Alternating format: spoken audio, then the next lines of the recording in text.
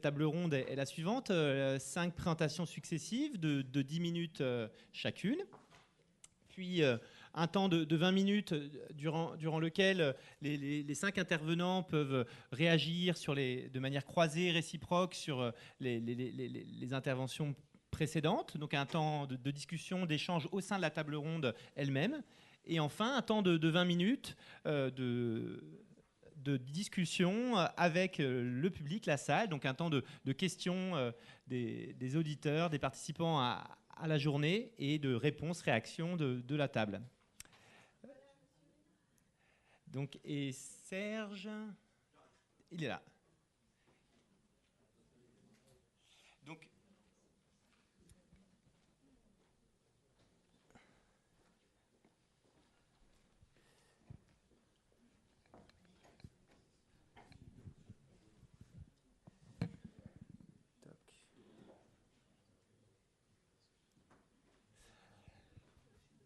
Donc, l'ordre d'intervention va être le suivant.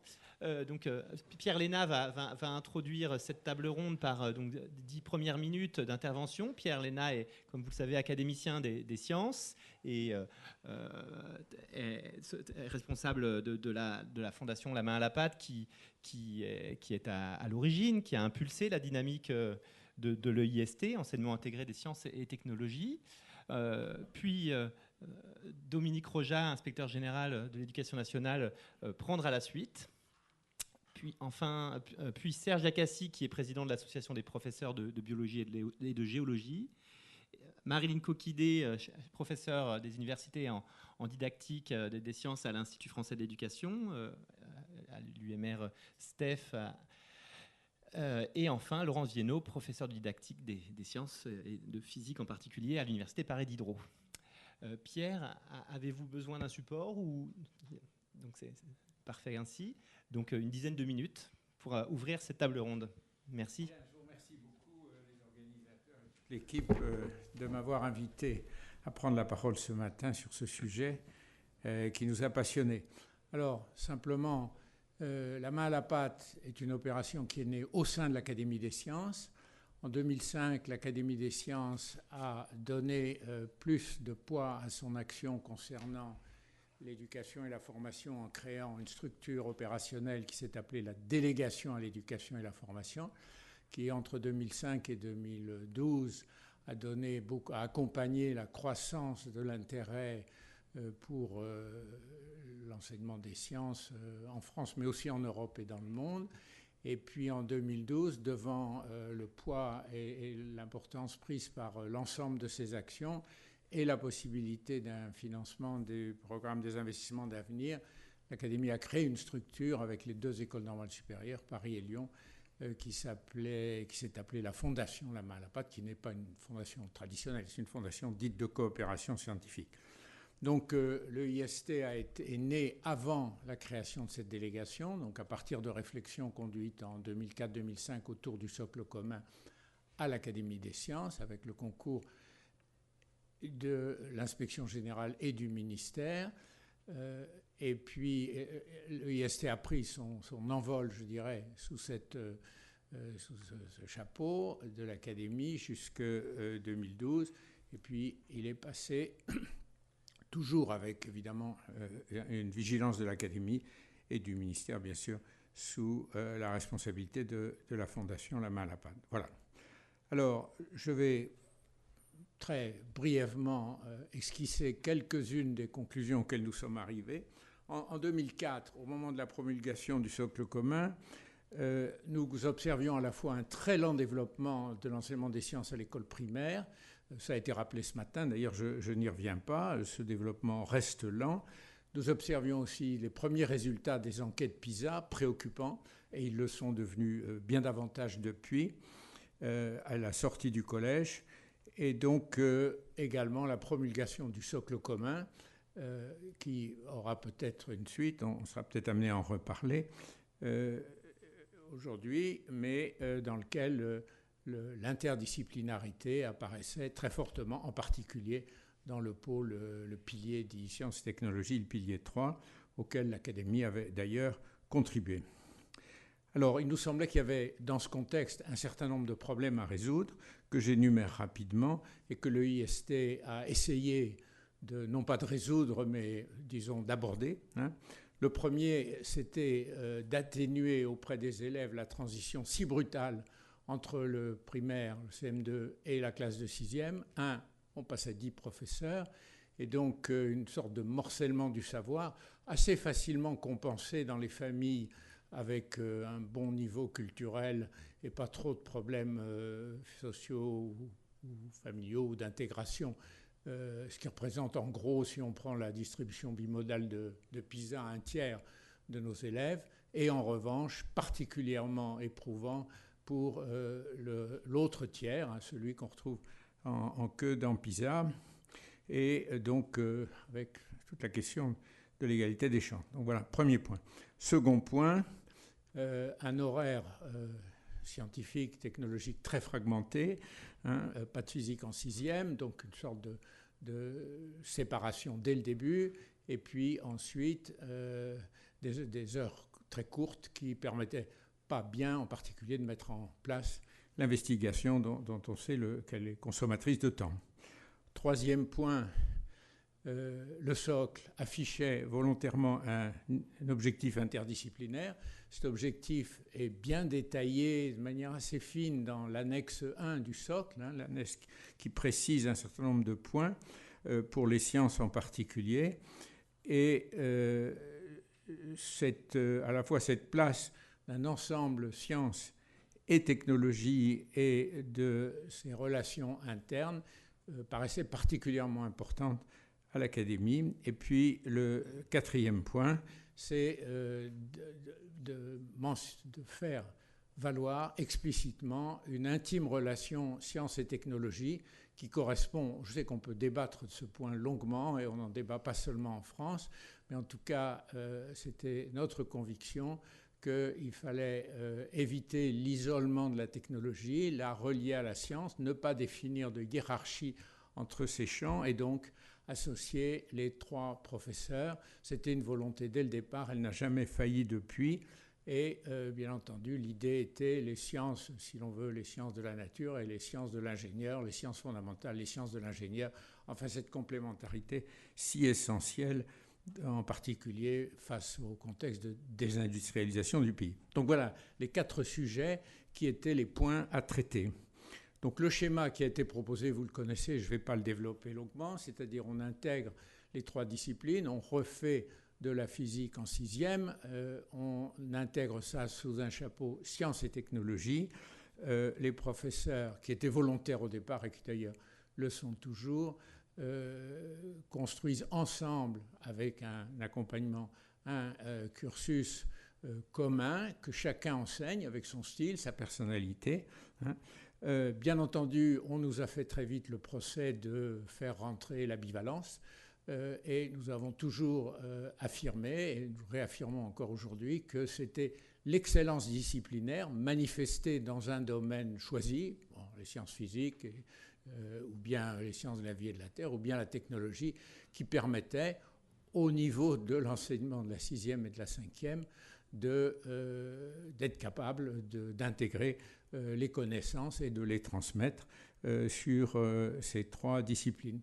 Donc, nous avons récusé cette accusation, je la qualifie comme telle, et la pratique, je crois, a montré qu'elle était effectivement récusable. Le nombre de collèges volontaires à la rentrée 2006 était de 10. Béatrice Salvia, qui est là et qui a porté toute l'entreprise depuis son premier jour et sa conception, pourra en parler beaucoup plus savamment que moi. Aujourd'hui, il y en a 170 cette année, il y en a 200 candidats l'année prochaine. Qu'est-ce que nous avons mis en évidence très fortement comme une condition de réussite de cette expérience qui n'a jamais prétendu être quelque chose qui devait être imposé, mais une expérience. En tant que scientifique, on aime bien faire des expériences et regarder le résultat. C'est la concertation entre les 3 enseignants.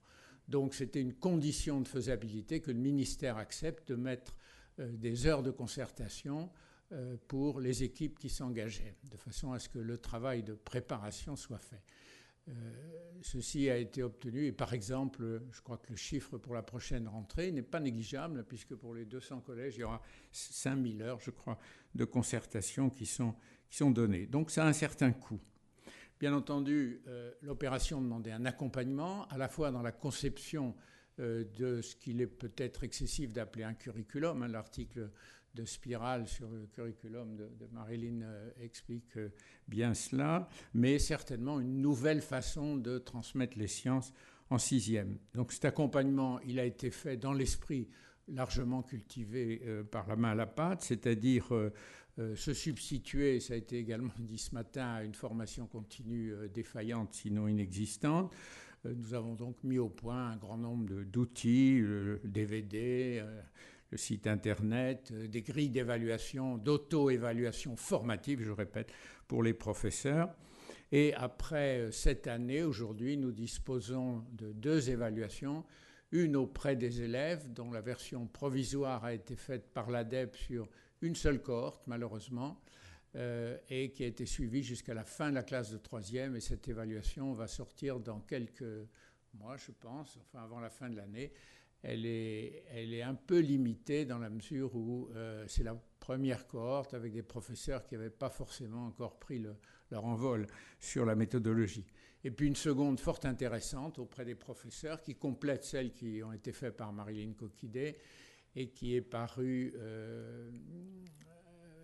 en décembre 2011, qui a été faite par l'ADEP et qui met en avant, et je m'arrêterai là-dessus pour introduire un peu le débat, elle met en avant 2 points très forts qui étaient à peu près exactement ce que nous visions. Donc c'est plutôt une confirmation de l'intérêt des professeurs, le désir et la possibilité de travailler ensemble sur des questions de science avec l'éclaircissement de problèmes comme le vocabulaire qui ont été souvent signalés, l'énergie avec les 3 définitions que 3 enseignants pourraient donner. Ben non, parce qu'un élève qui ne pourra pas poser la question le soir à la maison, eh bien, il aura dans la tête plutôt de la confusion concernant cette notion importante, etc., etc. Donc, ce travail collectif très validé, valorisé par l'enquête DEP, et puis l'exploration de l'interdisciplinarité avec toutes les limites de compréhension, mais tout de même un début de rupture de ces frontières qui correspondent si mal à la fois à la réalité de la science, à la réalité des sciences de l'ingénieur dans les métiers aujourd'hui, et puis à la réalité des problèmes que les citoyens sont amenés à rencontrer en discutant et éventuellement en ayant à décider de questions aussi variées que le changement climatique ou la biodiversité. Et puis, naturellement, après la fin, après la première décennie de la main à la pâte, 1996-2006, en primaire, le IST nous a amené à réfléchir beaucoup plus sur le développement professionnel des enseignants. Les 2 grands colloques suivis d'avis de l'Académie des sciences en 2007 et 2010, faits avec les associations de professeurs, essentiellement l'UDPPC, la PBG, PAGETEC, ACETEC et l'inspection générale, nous ont convaincus que c'était un chantier absolument décisif pour l'avenir, quelles que soient les modalités de l'enseignement en collège et en primaire. Et donc, ça a conduit à la proposition d'un programme aux investissements d'avenir, la mise en place des 9 maisons pour la science au service des professeurs. 4 sont déjà en place depuis 2 ans, 5 vont ouvrir dans les mois qui viennent. Donc, une tentative pour fournir non pas une recette générale et universelle, parce que ce n'était pas notre rôle, mais quelques prototypes qui permettent de faire avancer la réflexion de la puissance publique. Voilà, je m'arrêterai là, c'est rapide. Bien, alors je continue donc. Évidemment, c'est toujours un peu difficile de parler en une dizaine de minutes de choses finalement aussi complexes et aussi riches. Alors, je vous prie de m'excuser avant de commencer, je vais faire dans le schématique. Et si vous voulez éventuellement avoir des choses un tout petit peu plus nuancées sur le type de regard que l'inspection générale a porté là-dessus, vous pouvez vous reporter au rapport que nous avons publié en mai 2009, donc il y a déjà maintenant finalement 5 ans, et qui faisait le point sur l'évaluation de cette expérimentation. C'est une expérimentation qu'on a effectivement suivie d'un peu près pendant les 3-4 premières années. Je me suis déplacé dans la quasi-totalité des collèges qui ont travaillé là-dessus, en rencontrant les professeurs, des élèves, des chefs d'établissement, les inspecteurs impliqués dans le suivi, et parfois, quand ça a été possible aussi, les parents d'élèves. Donc tout ça pour vous dire qu'on a essayé de se faire une idée un petit peu globale de tout ça. Alors de manière un petit peu schématique, je vais essayer de vous présenter quelles sont, à mon avis, les quelques grandes idées qui ressortent un peu de ce que nous avons pu observer. Je commencerai par un certain nombre d'observations qui concernent strictement le travail du professeur concret, la manière dont les professeurs pratiquent dans les classes et leurs conditions de travail, presque, principalement. Alors, je crois que si je commence par là, c'est parce que c'est à l'évidence là-dessus que les difficultés sont les plus importantes. Et en effet, la première grande difficulté à laquelle se heurtent les professeurs, c'est que l'EIST, on le voit bien, n'a de sens que si elle valorise de manière particulière la démarche d'investigation. Et comme la démarche d'investigation, si j'ai bien compris, vous en avez pas mal parlé ce matin, présente en elle-même un certain nombre de difficultés, il est bien évident que quand on met en place quelque chose qui se fixe comme objectif de développer particulièrement cette démarche, eh bien on rentre en plein dans cette difficulté. C'est une difficulté en réalité non spécifique de l'EIST, si vous voulez, mais qui se présente évidemment de manière assez visible. Bon.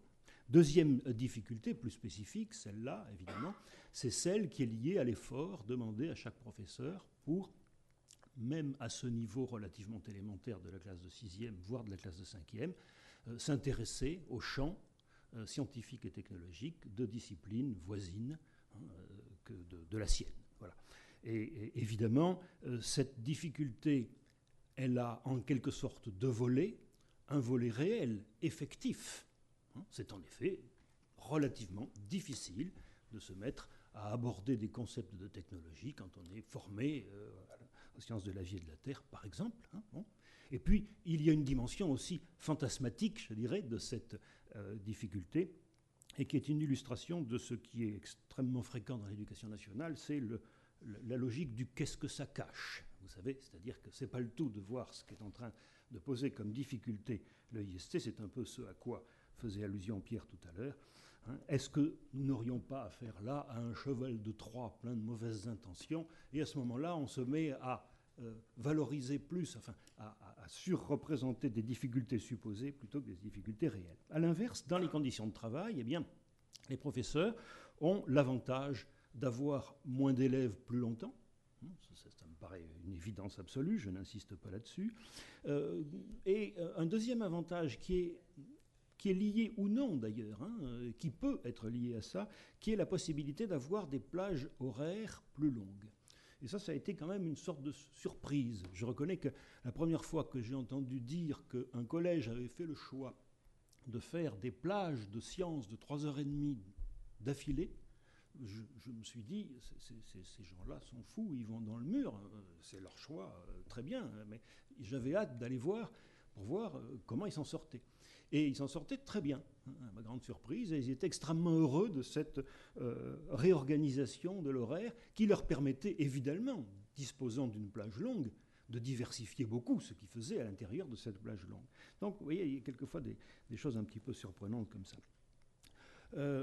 Troisième grande caractéristique favorable aussi de cette organisation, qui est liée au temps long, qui est la possibilité offerte d'une plus grande scénarisation du travail, c'est-à-dire la façon de personnaliser un peu les classes, de les construire dans un projet un peu global. On a vu des choses extraordinairement variées, une classe qui décidait de suivre les expéditions de Humboldt et puis de traiter l'ensemble des programmes à partir de là, ou bien des choses extrêmement variées et extrêmement personnalisantes. Voilà. Autrement dit, c'est quelque chose, et c'est l'aspect le plus positif, qui, si on en fait la synthèse, a permis une sorte de laboratoire, un petit peu d'investigation pédagogique cette fois-ci. Bien. Alors maintenant, si je regarde, non plus du point de vue du travail concret des professeurs, mais du côté de la communauté, je dirais, élèves-parents. Alors, qu'est-ce qu'on constate? Là aussi, je vais dans le très, très schématique. Le premier constat, Pierre y a fait allusion aussi, c'est d'abord le constat qu'une crainte que l'on avait au départ était infondée. C'est-à-dire qu'on avait beaucoup craint que, réorganisant complètement l'enseignement, on fasse courir le risque aux élèves d'une moindre assimilation des concepts, des programmes pris individuellement. Eh bien, on a constaté que non. On n'a pas constaté que c'était miraculeusement mieux, mais ce n'était pas le sujet. On a constaté en tout cas qu'on pouvait s'offrir cette liberté d'organisation pédagogique sans faire courir de risques sur l'assimilation des programmes, et c'était déjà intéressant. Deuxième élément important, on a remarqué quelque chose qui n'avait pas du tout été envisagé au départ, c'est un changement complet de la pondération de l'image de la dimension scientifique et technologique de l'enseignement. C'est-à-dire que la sphère scientifique et technologique, considérée cette fois comme une, devenait en quelque sorte équivalente au bloc littéraire et au bloc mathématique. Et les élèves avaient plus le sentiment qu'avant d'avoir en quelque sorte une formation organisée sur 3 dimensions à égale dignité, en quelque sorte, et à égal poids, y compris d'ailleurs poids dans les conseils de classe et sur les livrets scolaires. Donc ça, c'est quelque chose d'inattendu, mais pourquoi pas.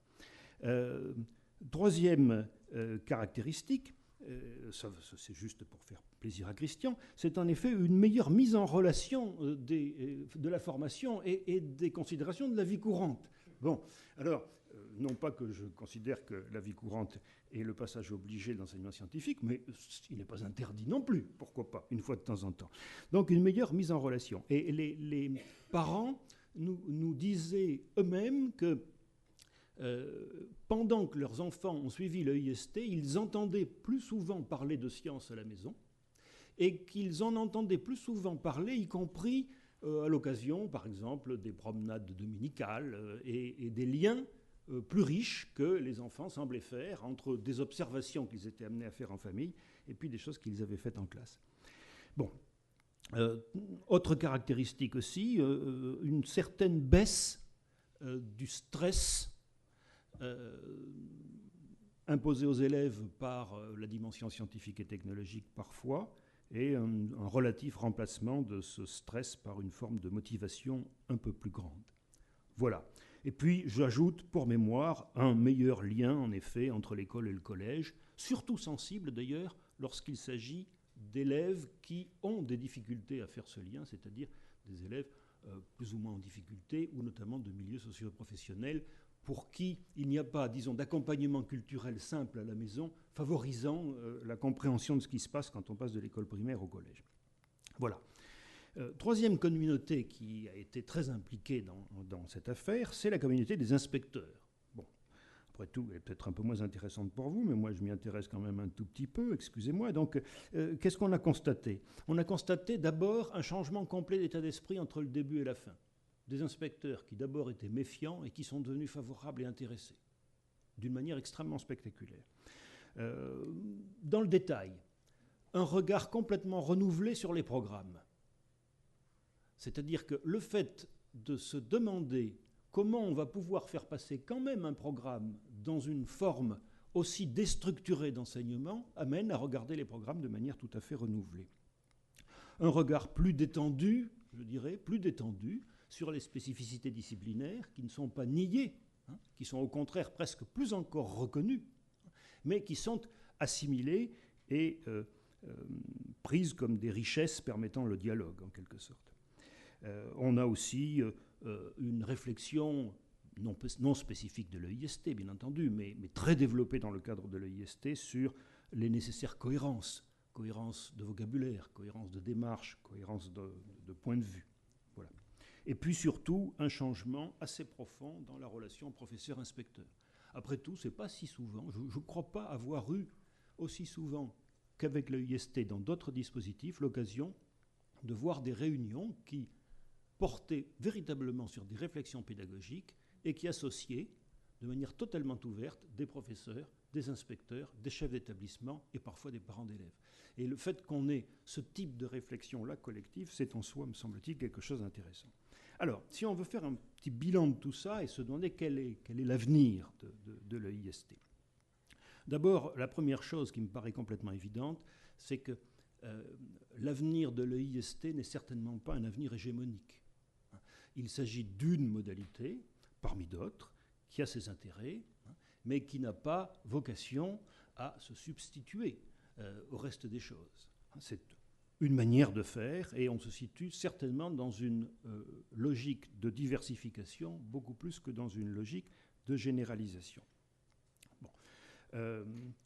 La deuxième acquis de l'EIST, et probablement qui se prolongera, c'est cette sorte de détente qu'il y a entre, j'aimais bien ce que disait tout à l'heure Christian sur ces oppositions, et c'est sa logique de coupe, cette dialectique d'opposition de termes, et notamment l'opposition discipline-interdisciplinarité, qui est une de celles qui sont les plus fondamentales. Bon, voilà, si l'on regarde les choses de manière apaisée, l'EIST prouve que c'est évidemment contre-productif de chercher à opposer les deux choses, elles sont au contraire complémentaires. Voilà, une modification du regard sur les programmes, une mise en avant de l'intérêt de la scénarisation dans les classes, une plus grande recherche de cohérence et probablement une invention d'une nouvelle forme de vie de la liberté pédagogique et de la vie de la communauté pédagogique. Ce que je veux dire par là, c'est que l'EIST survivra sans doute comme l'une des modalités possibles, mais elle laissera aussi probablement des traces au-delà même des modalités et de l'application précise de ces modalités. Merci Dominique. Serge, c'est ton tour au nom de l'APBG. Bien, bonjour. Alors, je vais jouer un peu les vilains petits canards. Il faut que quelqu'un mette le pied dans le plat. Bon, maintenant que c'est à moi de parler, je pense que je vais le faire. Alors, je m'adresse à vous en tant que donc, président d'une association d'enseignants, de professeurs de SVT, de biologie, géologie, de sciences naturelles, on va reprendre tous les termes, mais peu importe. Bon, on va le dire tout de suite, globalement, notre association s'est prononcée dès le début contre cette expérimentation de l'EIST. Alors, pourquoi ? C'est pas parce qu'on est contre, parce qu'on est contre. Il y a quand même quelques petits arguments derrière.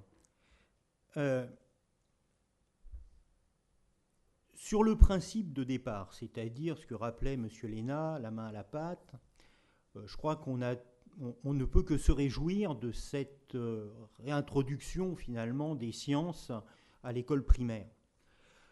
Domaine qui malheureusement avait été complètement sabordé dans les années 70-80 et il fallait réintroduire. Bon. Certains personnages haut placés pensaient que les leçons de choses c'était complètement ringard et donc ça ne servait plus à rien de les enseigner. Bon. La réintroduction des sciences par la voie de la main à la pâte a été une très bonne chose et on peut que s'en réjouir. Maintenant, est-ce qu'on doit continuer cette idée-là au-delà, au niveau du collège, dans cet enseignement intégré des sciences et technologies ? Quel est l'objectif finalement de cet enseignement scientifique au collège ? C'est ce que rappelait M. Léna, mais c'est aussi ce que rappelait l'inspecteur général. Premièrement, il faut former, donner un cadre scientifique à nos élèves. Hein. On a critiqué le mot tout à l'heure, mais on va le lâcher, un peu de culture scientifique. Et puis aussi, il faut qu'on donne de l'envie à certains de ces élèves de collège pour les destiner à une formation plus scientifique, avec un gros problème qui est fondamental à l'heure actuelle, hein, mais ce n'est pas le lieu du débat, c'est qu'après le bac S, ils fassent des sciences, et pas du droit, des langues, ou n'importe quoi d'autre, parce que finalement, ils font tout, en grande majorité, sauf des sciences. Donc là, il y a un problème. Il y a un problème finalement de l'intérêt scientifique que l'on peut dégager dans notre enseignement au collège. Comment faire cette appétence ? Finalement, et c'est ce qui a été rappelé, parce que c'est dans le bilan finalement de ce qui a été fait pour le IST, c'est finalement qu'est-ce qui permet de faire cette appétence ? Il y a deux choses. Un cadre d'enseignement, c'est-à-dire du temps. Hein. L'inspecteur général Roja disait que en 3h30, c'est génial. Oui, c'est génial, bien sûr. Hein. On est sur des disciplines scientifiques où on est complètement tronçonné. Finalement, qu'est-ce qui marche ? Ça marche que quand on a du temps, parce que pour faire de la démarche d'investigation, il faut du temps. Hein, c'est ce qu'on a rappelé ce matin, on ne va pas y revenir. Et puis, il faut réfléchir sur les programmes. Et ça, je pense qu'il y a une réflexion générale à faire. Cette idée que finalement les sciences, elles doivent être faites par une démarche d'investigation, de la redécouverte, hein, c'est ce que racontait Christian Orange tout à l'heure, c'est la base finalement de ce qu'on fait en sciences naturelles depuis les temps immémoriaux où finalement la République française a intégré des sciences dans l'enseignement. Je ne vais pas refaire de l'histoire, mais la PBG, elle est née, enfin l'Union des naturalistes, puisque ça s'appelait comme ça à l'époque, elle est née en 1911, comme un certain nombre d'autres associations d'enseignants, parce qu'à cette époque-là, il y a eu une gigantesque réforme.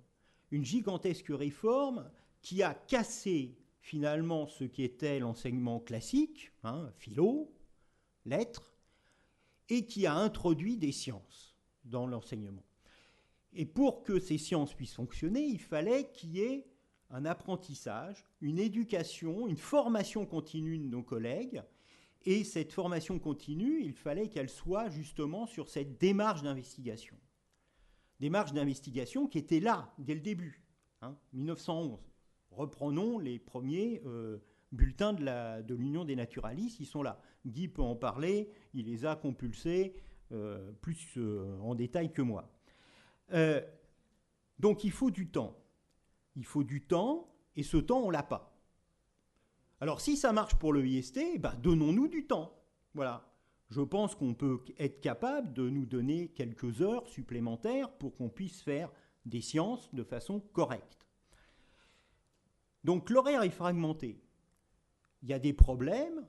Essayons de faire des programmes qui sont des programmes en cohérence. Si on est contre un prof qui fait la biologie, enfin les SVT, la physique, chimie et la technologie, la PBG a toujours été pour une interdisciplinarité très forte. Autre point qui a été soulevé, c'est le problème de comment favoriser cette interdisciplinarité. Le travail en équipe, youpi, on est pour la concertation. Mais il faut qu'on ait un cadre de concertation dans notre enseignement. Pour le moment, on ne l'a pas. Alors, le IST permet ce cadre de concertation, mais finalement, c'est une exception. Or, ça devrait être la règle. Et ça, on estime que ce n'est pas sur 200 collèges que ça devrait se faire, mais sur tous les collèges de France. Voilà, ça c'est important. Alors, l'autre point, c'est... donc j'ai parlé de l'interdisciplinarité, j'ai parlé de problème de la formation continue, on pourrait en parler très longtemps. La formation continue, c'est la ligne budgétaire d'ajustement de tous les rectorats, et en gros, il n'y en a pratiquement plus. Donc, bon, ça c'est un problème, et je crois qu'il faut y réfléchir énormément dessus. Le dernier point, c'est notre association, son comité national s'est prononcé contre le IST par rapport aussi à une idée qui est finalement, même si M. Léna dit que ce n'est pas tout à fait ça, mais d'un enseignant qui ferait tout, qui serait spécialiste, polyvalent. Je rappelle ici, pour les plus jeunes, parce que les plus anciens sont au courant, qu'on a eu déjà jadis des profs bivalents, ça s'appelait des PEGC, et dès qu'il y a eu la possibilité que pour ces profs bivalents on fasse qu'une seule discipline, ils s'y sont tous engouffrés. Donc, voilà, on peut réfléchir là-dessus. Et puis, je finirai peut-être là aussi, c'est... M. Roja disait, quand il y a un truc comme ça, on se dit, qu'est-ce que cela cache? Bon, alors moi je ne veux pas être la personne qui va chercher toujours la petite bête, mais ce qui me gêne, c'est que en tant que président de la PBG, je suis allé à plusieurs auditions au niveau de l'Assemblée nationale, au niveau de la Commission des affaires culturelles et de l'éducation, et on a expliqué que finalement, nous, ce qu'on voulait, c'était un prof spécialiste, même si on faisait des choses un peu plus en cohérence, mais avec du temps. Voilà, avec du temps. Et je rappelle, quand je dis du temps, c'est des travaux pratiques. Il faut des heures de travaux pratiques. Pourquoi ça fonctionne bien le IST? Parce qu'il y a des heures et qu'il y a des heures de dédoublement. Et pour faire de la démarche d'investigation, il ne faut pas être 30. Parce que quand les collègues de 3e sont à 30, ont 30 élèves devant eux, comment on fait? Surtout s'il y a 3 microscopes. Eh bien, je vous garantis qu'on ne fait rien. Voilà. Et donc là, je crois que le problème, il est là. Ce n'est pas le IST qu'il faut mettre en point de mire là, mais c'est la structure globale de l'enseignement en collège, de l'enseignement scientifique. Voilà. Tant qu'on continuera en haute sphère à penser qu'un élève doit avoir absolument 3 heures de latin ou de grec, j'ai rien contre le latin ou le grec, mais qu'à côté de ça, on lui met 1h30 de sciences nat ou 1h30 de physique, je dis, il y a un problème. Il y a un problème de formation. Il y a un problème de perception sur l'enseignement scientifique de nos élites, qui n'en ont rien à foutre. Je le dis carrément. Voilà. Merci Serge. Tu as Bon. terminé ton temps. Non, mais voilà. Et je dis, pour revenir à ces histoires d'Assemblée nationale, c'est que on leur explique tout ce qu'on veut. La réponse, c'est le IST, c'est formidable, parce que ça va permettre une transition en douceur, hein, c'est ce que disait M. Léna, mais c'est très... Je dis, à la limite, pourquoi pas? Mais ce qu'il y a derrière, ce n'est pas la transition en douceur. Ce qu'on nous emballe, c'est des arguments pédagogiques pour nous faire passer un truc tout simple, c'est qu'un prof à gérer, c'est plus facile que 3. Voilà. Et c'est ce que rêvait, et ce dont rêve une partie des chefs d'établissement, parce que c'est vrai que c'est beaucoup plus simple, et que quand il y a une vingtaine d'années, il y avait encore des PEGC ou des maîtres auxiliaires qui étaient bivalents, eh ben, je vous garantis que c'était plus facile pour un principal de caser un maître ox bivalent ou un PEGC bivalent que de s'enquiquiner à faire des services partagés pour un prof qui est monotâche. Merci Serge. Il faut qu'on, par souci d'équité, à toi Marilyn, garde-en pour le temps de discussion. Oui.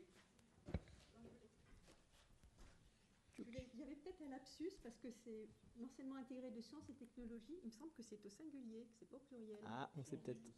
D'accord, bah Voilà, merci de corriger. Bah oui, parce que si, d'un point de vue épistémologique, c'est pas inintéressant. Le lapsus, venant d'une biologiste sans doute, parce qu'effectivement, l'attention à la diversité est... Je vais mettre au début. Surtout pour la deux sciences. Tac. Voilà.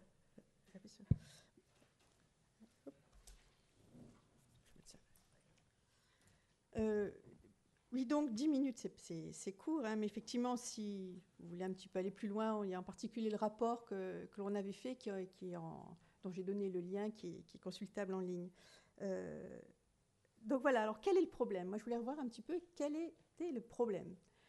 Donc effectivement, en vous entendant, un des problèmes était un problème... alors en France, on a une compartimentation progressive avec à l'école primaire des domaines d'études ou des matières, découverte du monde au cycle 1 et 2, sciences et technologies cycle 3, et au collège, on a sciences de la vie de la Terre et technologie en 6e, et sciences de la vie de la Terre, physique, chimie, technologie en 5e.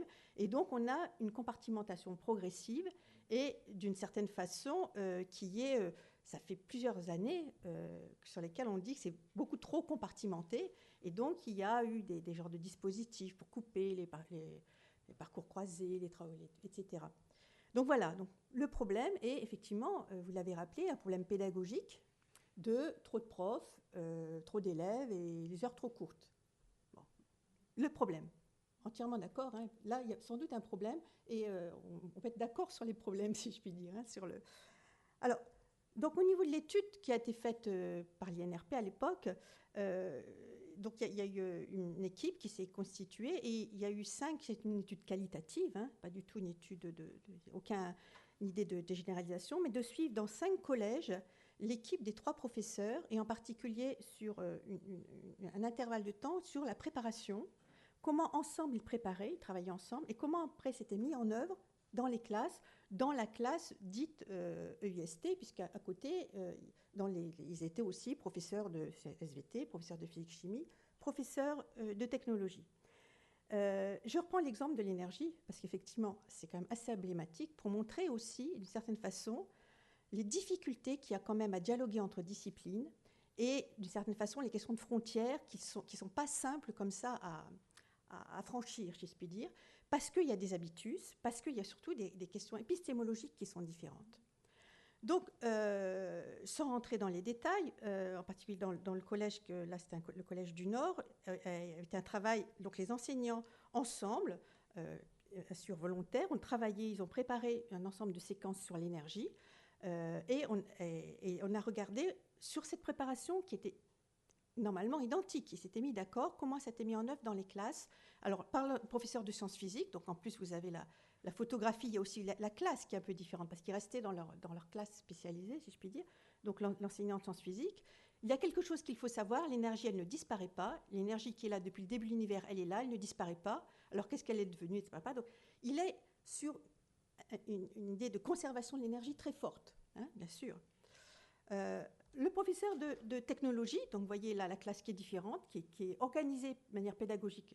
Là, vous avez des tables qui sont rassemblées, vous avez le matériel qui est au milieu de la table, et le professeur de technologie, sur la même préparation, qui à un moment donné dit l'objet technique a besoin d'énergie pour avancer, pour fonctionner. Pour fonctionner, la voiture elle a besoin d'essence, elle consomme de l'essence, elle est sur la consommation de combustible là. Hein, et donc, un point de vue qui est différent. Et le professeur de SVT, donc là aussi un autre type de salle, le professeur qui dit tous les moyens de transport ont besoin d'une énergie pour fonctionner, etc.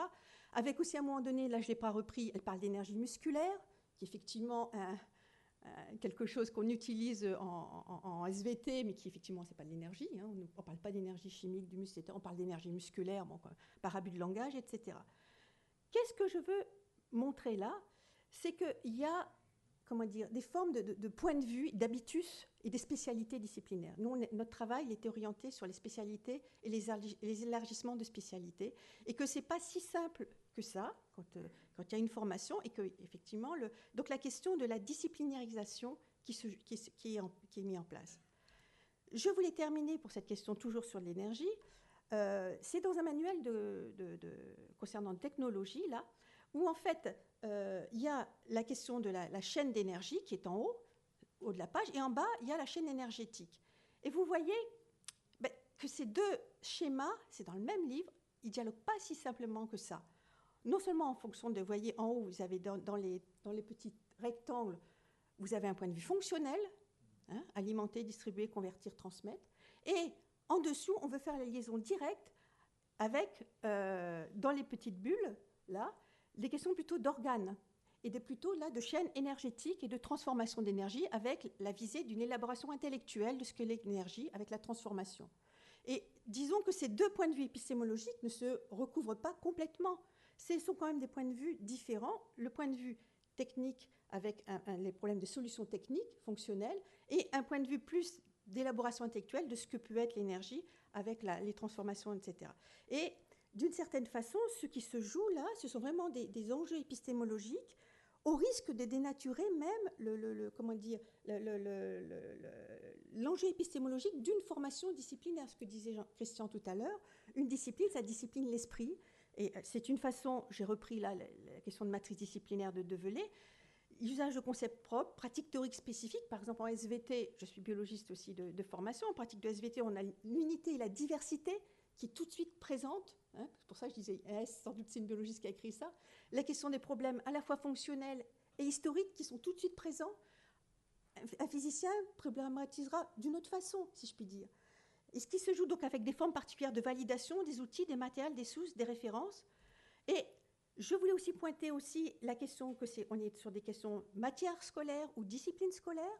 Donc la question d'une discipline scolaire, ce n'est pas une réduction de discipline académique, loin de là, puisqu'il y a des missions éducatives, il y a des missions, donc, il y a des aspects sociologiques aussi, qui est important de prendre en compte, la PBG, hein, puisque là on a... Bien sûr, il y a des associations de spécialistes, et comment, effectivement, les spécialités peuvent s'élargir. Hein, ça ne veut pas dire que tout est immuable, que c'est construit, ce n'est pas un refus de changer, mais comment on prend en charge ces aspects à la fois épistémologiques, sociologiques, s'il doit y avoir un changement. Et donc, c'est pour ça qu'effectivement, dans l'article, se posait la question de curriculum, c'est-à-dire que du coup, la question se pose peut-être en termes de cohérence d'ensemble et pas uniquement en termes de discipline. Alors, Christian, tu as parlé des couples tout à l'heure, je t'en donne d'autres, des cadres plutôt de tension, de paradoxe pour penser. Est-ce que les disciplines sont immuables ou évolutives, discipline académique, discipline scolaire, compartimentation, décompartimentation, disciplinarisation ou dédisciplinarisation, valorisation, dévalorisation dans les disciplines. Est-ce qu'il s'agit de spécifier ou de gommer les différences à chaque fois? Est-ce qu'il s'agit d'intégrer ou de juxtaposer? Nous, au niveau de notre étude, ce qu'on a remarqué, c'est que l'intégration, qui est quelque chose de très difficile, eh bien, les enseignants eux-mêmes, on était plutôt sur une juxtaposition. Et donc, je reviens au problème et j'arrête là. Le problème, effectivement, sans doute qu'on est d'accord sur le problème. Hein, comment on peut mieux enseigner? Mais les solutions sont sans doute multiples. Il faudrait à chaque fois penser les conséquences des solutions. Une première solution, si c'est pédagogique, si que l'enseignant ait plus d'heures et moins d'élèves à la fois, il peut y avoir une forme d'alternance au niveau de chaque établissement, 6 mois, 6 mois. 6 mois d'une discipline, 6 mois d'une autre discipline. Et là, du coup, ça fait des plages de 3 heures. Voilà. Il peut très bien y avoir des assouplissements comme ça, qui, au moindre fait. Il peut y avoir d'autres transformations curriculaires, alors effectivement, avec des cohérences d'ensemble. Vous comprenez bien que moi, travaillant sur le curriculum, c'est bien ça qu'on essaye de réfléchir. C'est-à-dire, du coup, comment peuvent être élaborées d'une manière progressive. Donc, du coup, peut-être que plutôt que l'IST, ce serait plutôt indifférenciation plutôt qu'intégration, avec une forme de dédisciplinarisation à ce moment-là. On est plutôt sur de la dédisciplinarisation, avec, comme un petit peu déjà, des thèmes qui sont travaillés avec des horizons disciplinaires et leurs spécificités. Et là, du coup, comment on pense ces horizons disciplinaires? Je m'arrête là parce que je vois Robin qui me fait des grands sourires gentils qui veut dire « Marlene, tu as fini ». Ben, j'ai fini. Merci voilà. Marilyn. Laurence. Hop, j'ouvre ton diaporama. Table ronde. Voilà, ou la barre espace, du coup, ça va être plus simple. Comme je te l'ai mis devant. Tac. Alors, c'est peut-être un peu petit pour le voir. Je vais essayer de le mettre plus grand. Tac. Et avec la barre espace. C'est parti. Bonjour, merci de m'avoir invitée. Ça n'allait pas de soi. Je suis physicienne, je précise. Bien, alors, ce titre annonce qu'effectivement, je vais un petit peu déborder le cadre de l'EIST, tout en repartant au tout début sur ces déclarations absolument enthousiasmantes du début pour ce qui était de la démarche d'investigation, et cette unanimité qui était impressionnante et qui a favorisé le développement que l'on sait. Je vois dans ces plaidoyers du départ des plages horaires, si j'ose dire, des plages d'âge importantes, hein, puisqu'il s'agit de 5 à 16. Et là, je m'autorise justement cette évasion du contrat d'aujourd'hui pour aller prendre un point de repère à la fin des études secondaires actuellement, sans nullement présenter ça comme une conséquence de l'EIST. Plutôt quelque chose pour lequel il pourrait y avoir des facteurs communs ou en résonance. Actuellement, en septembre 2013, il y a eu un véritable choc à l'entrée à l'université qui a été ressenti donc par l'UDPPC, SFP, Union des professeurs de SP, qui nous parle d'élèves qui ont entendu parler de tout, qui sont très, très curieux, mais ne sont plus formés dans leur fondement cognitif au langage et à l'analyse des nombres, des signes, des équations, qui confondent formation scientifique et vulgarisation, et qui, du coup, voient la physique comme désordonnée et anarchique, et pourquoi pas trop littéraire. Des constats analogues ont été faits en Europe, quoique les documents précis manquent un peu, mais j'en ai au moins un là, qui parle de la Suède et de la Norvège. Ce ne sont pas quelques excités, c'est encore une fois 3 associations qui s'expriment. Si bien qu'on était parti d'une idée d'un enseignement de rêve, d'ailleurs qui continue, c'est une sonorité qui continue à nous poursuivre, où vous voyez beaucoup d'objectifs qui seraient compatibles, et notamment celui de raisonner, puisque celui-là fait l'unanimité, et puis l'existence d'une urgence qui nous amène peut-être au-delà des bilans sur les l'EIST à chercher ce que l'on peut changer, ce qu'il est urgent de changer dans et au-delà de l'EIST, au cas où il y aurait un sillage à l'EIST lui-même. Alors bien entendu, première chose, il faut regarder les évaluations dont on dispose. Elles sont rares. Je veux dire, les évaluations véritablement professionnelles, admettons, il y en a une justement dans le projet Pollen qui est déjà ancien et pour lequel les résultats nous rendent perplexes, puisque sur une cohorte, une véritable cohorte suivie pendant 2 ans, exposition majeure à la démarche d'investigation, on voit que, ma foi, l'intérêt pour les expériences a décru de 9 à 11 ans, ce qui est un phénomène assez banal, mais simplement on nous prévient qu'il ne faut pas attendre des résultats particuliers pour un projet tel que Pollen, ce qui est un petit peu quand même, comment dirais-je, déstabilisant. C'est l'occasion pour moi de me réjouir beaucoup que justement maintenant on puisse attendre une véritable expérimentation, notamment à travers le projet ANR de Valérie Munier qui s'appelle Forme Science, pour lequel on aura non seulement des choses sur les attitudes, mais aussi explicitement sur les concepts. Bon, maintenant, au-delà de ces essais d'avoir une objectivation, et que j'espère vont bien se développer, on pouvait voir déjà qu'il y avait des risques intrinsèques, qui ont déjà été bien d'ailleurs soulignés, et je ne parlerai ici, on s'est réparti avec Marilyn, que de celui de la démarche liée à la démarche d'investigation. Voilà. Alors, ces risques prévisibles, imaginons, je dis bien imaginons, un enseignement qui serait du presque tout démarche d'investigation. Bon. Le problème, c'est que la science met en jeu des systèmes à plusieurs variables, des phénomènes co-occurrents, et que cela rend souvent extrêmement compliqué la généralisation de la conclusion d'une expérience isolée. Donc, on peut déboucher sur une forme de pointillisme expérimental si on ne généralise pas les conclusions, et si on les généralise, on peut arriver sur justement un abus de généralisation. Et là, j'ai des documents qui illustrent cela à merveille. Je peux vous les montrer en un clic, enfin, si l'on peut parler de merveille. Alors, sans structuration conceptuelle, il n'y a pas de contrôle efficace de ces généralisations abusives et des simplifications opportunistes. Et, in fine, il y a peu de chances d'illustrer, me semble-t-il, la fonction unificatrice qui fait... Alors, je suis peut-être physicienne, et ça donne plus de force peut-être à cet aspect-là. La fonction unificatrice des théories et des modèles scientifiques risque de passer à la trappe, encore une fois, dans une optique toute démarche d'investigation.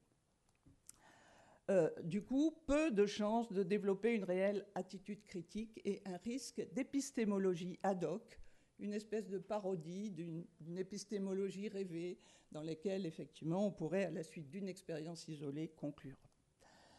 Je passe sur ces déclarations tout à fait, pour vous dire que je n'ai pas inventé tout ça, d'experts, par exemple ici, en Grande-Bretagne et dans le monde latino-américain. Positivement maintenant, pour mettre en œuvre un EIST qui ne soit pas mystificateur, justement, et qui ne soit pas contre-productif. Je suggère, peut-être j'enfonce une porte ouverte, mais il faut une grande maturité conceptuelle. Et vraiment, ça a l'air tout bête, mais il faut faire terriblement attention, absolument à tous les niveaux de l'encadrement.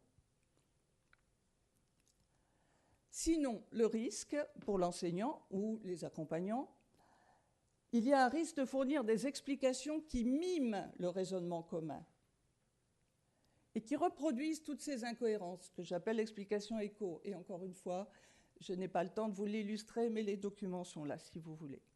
Et on peut imaginer qu'un professeur en situation d'insécurité va se trouver encore plus exposé à ce risque. Et cette insécurité n'est pas ce qui va favoriser l'esprit critique. Ça pour les risques. Alors, ces limites de l'EIST ou des principes associés au socle commun quand ils sont en résonance. Et là encore, je suis dans une perspective qui dépasserait un peu justement le début du collège.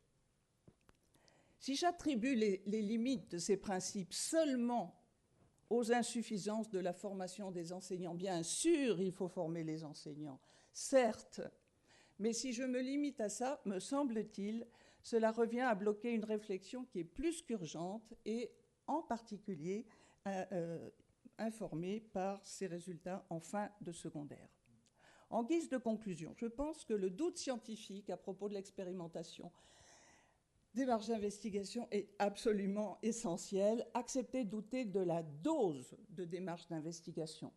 Je dis bien la dose de démarche sous sa forme canonique, avec les 7 principes. Bien. En temps, en particulier, d'image du processus d'avancée de la science. C'est une épistémologie, j'allais dire, de démonstration. Bon. Prendre au sérieux les risques associés à ce que j'appelle la vulgaformation. Vous savez, ces textes qu'on donne aux enseignants pour qu'ils puissent être mieux armés alors qu'ils ne travaillent pas dans leur discipline. Et si l'on veut, si l'on s'acharne, si l'on pense que l'essentiel en science, c'est tout de même la cohérence. Ça, c'est un point de vue, hein, c'est le mien.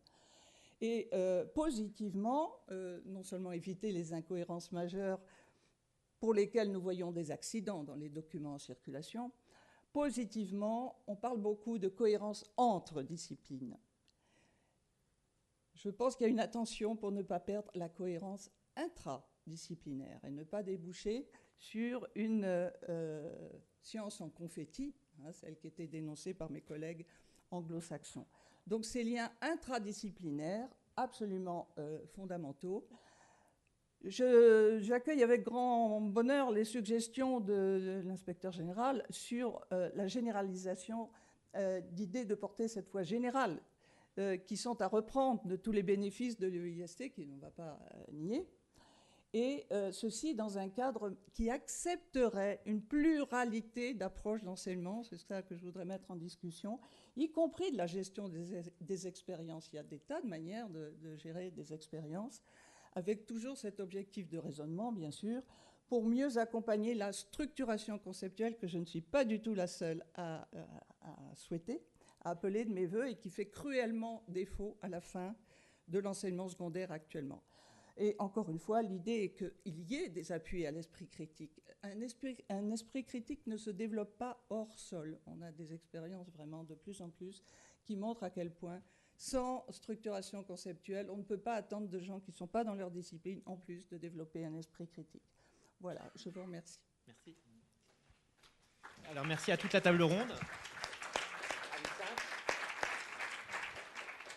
Donc, je vous propose d'avoir un temps de réaction un petit peu libre entre vous 5 avant de donner la parole aux spectateurs pour poser des questions. Vous avez probablement, vu que c'était successif, cette forme un peu linéaire gomme l'intérêt du débat entre vous.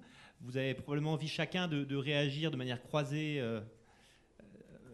Notamment, c'est plus facile quelque part pour les derniers ayant entendu la présentation des premiers. Donc, si aussi les premiers, vous voulez réagir aux derniers et ainsi de suite. Donc là, il n'y a pas d'ordre. C'est un peu en fonction de ce que vous avez envie de dire chacun, les uns par rapport aux autres, ce que ça vous suggère.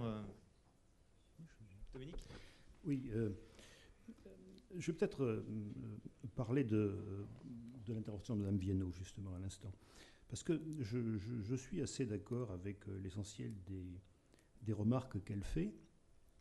Je dirais presque à un bémol près, c'est que j'ai le sentiment que c'est une critique de la manière dont on gère le travail expérimental dans l'enseignement scientifique en général, plus que d'une critique de l'EIST en particulier.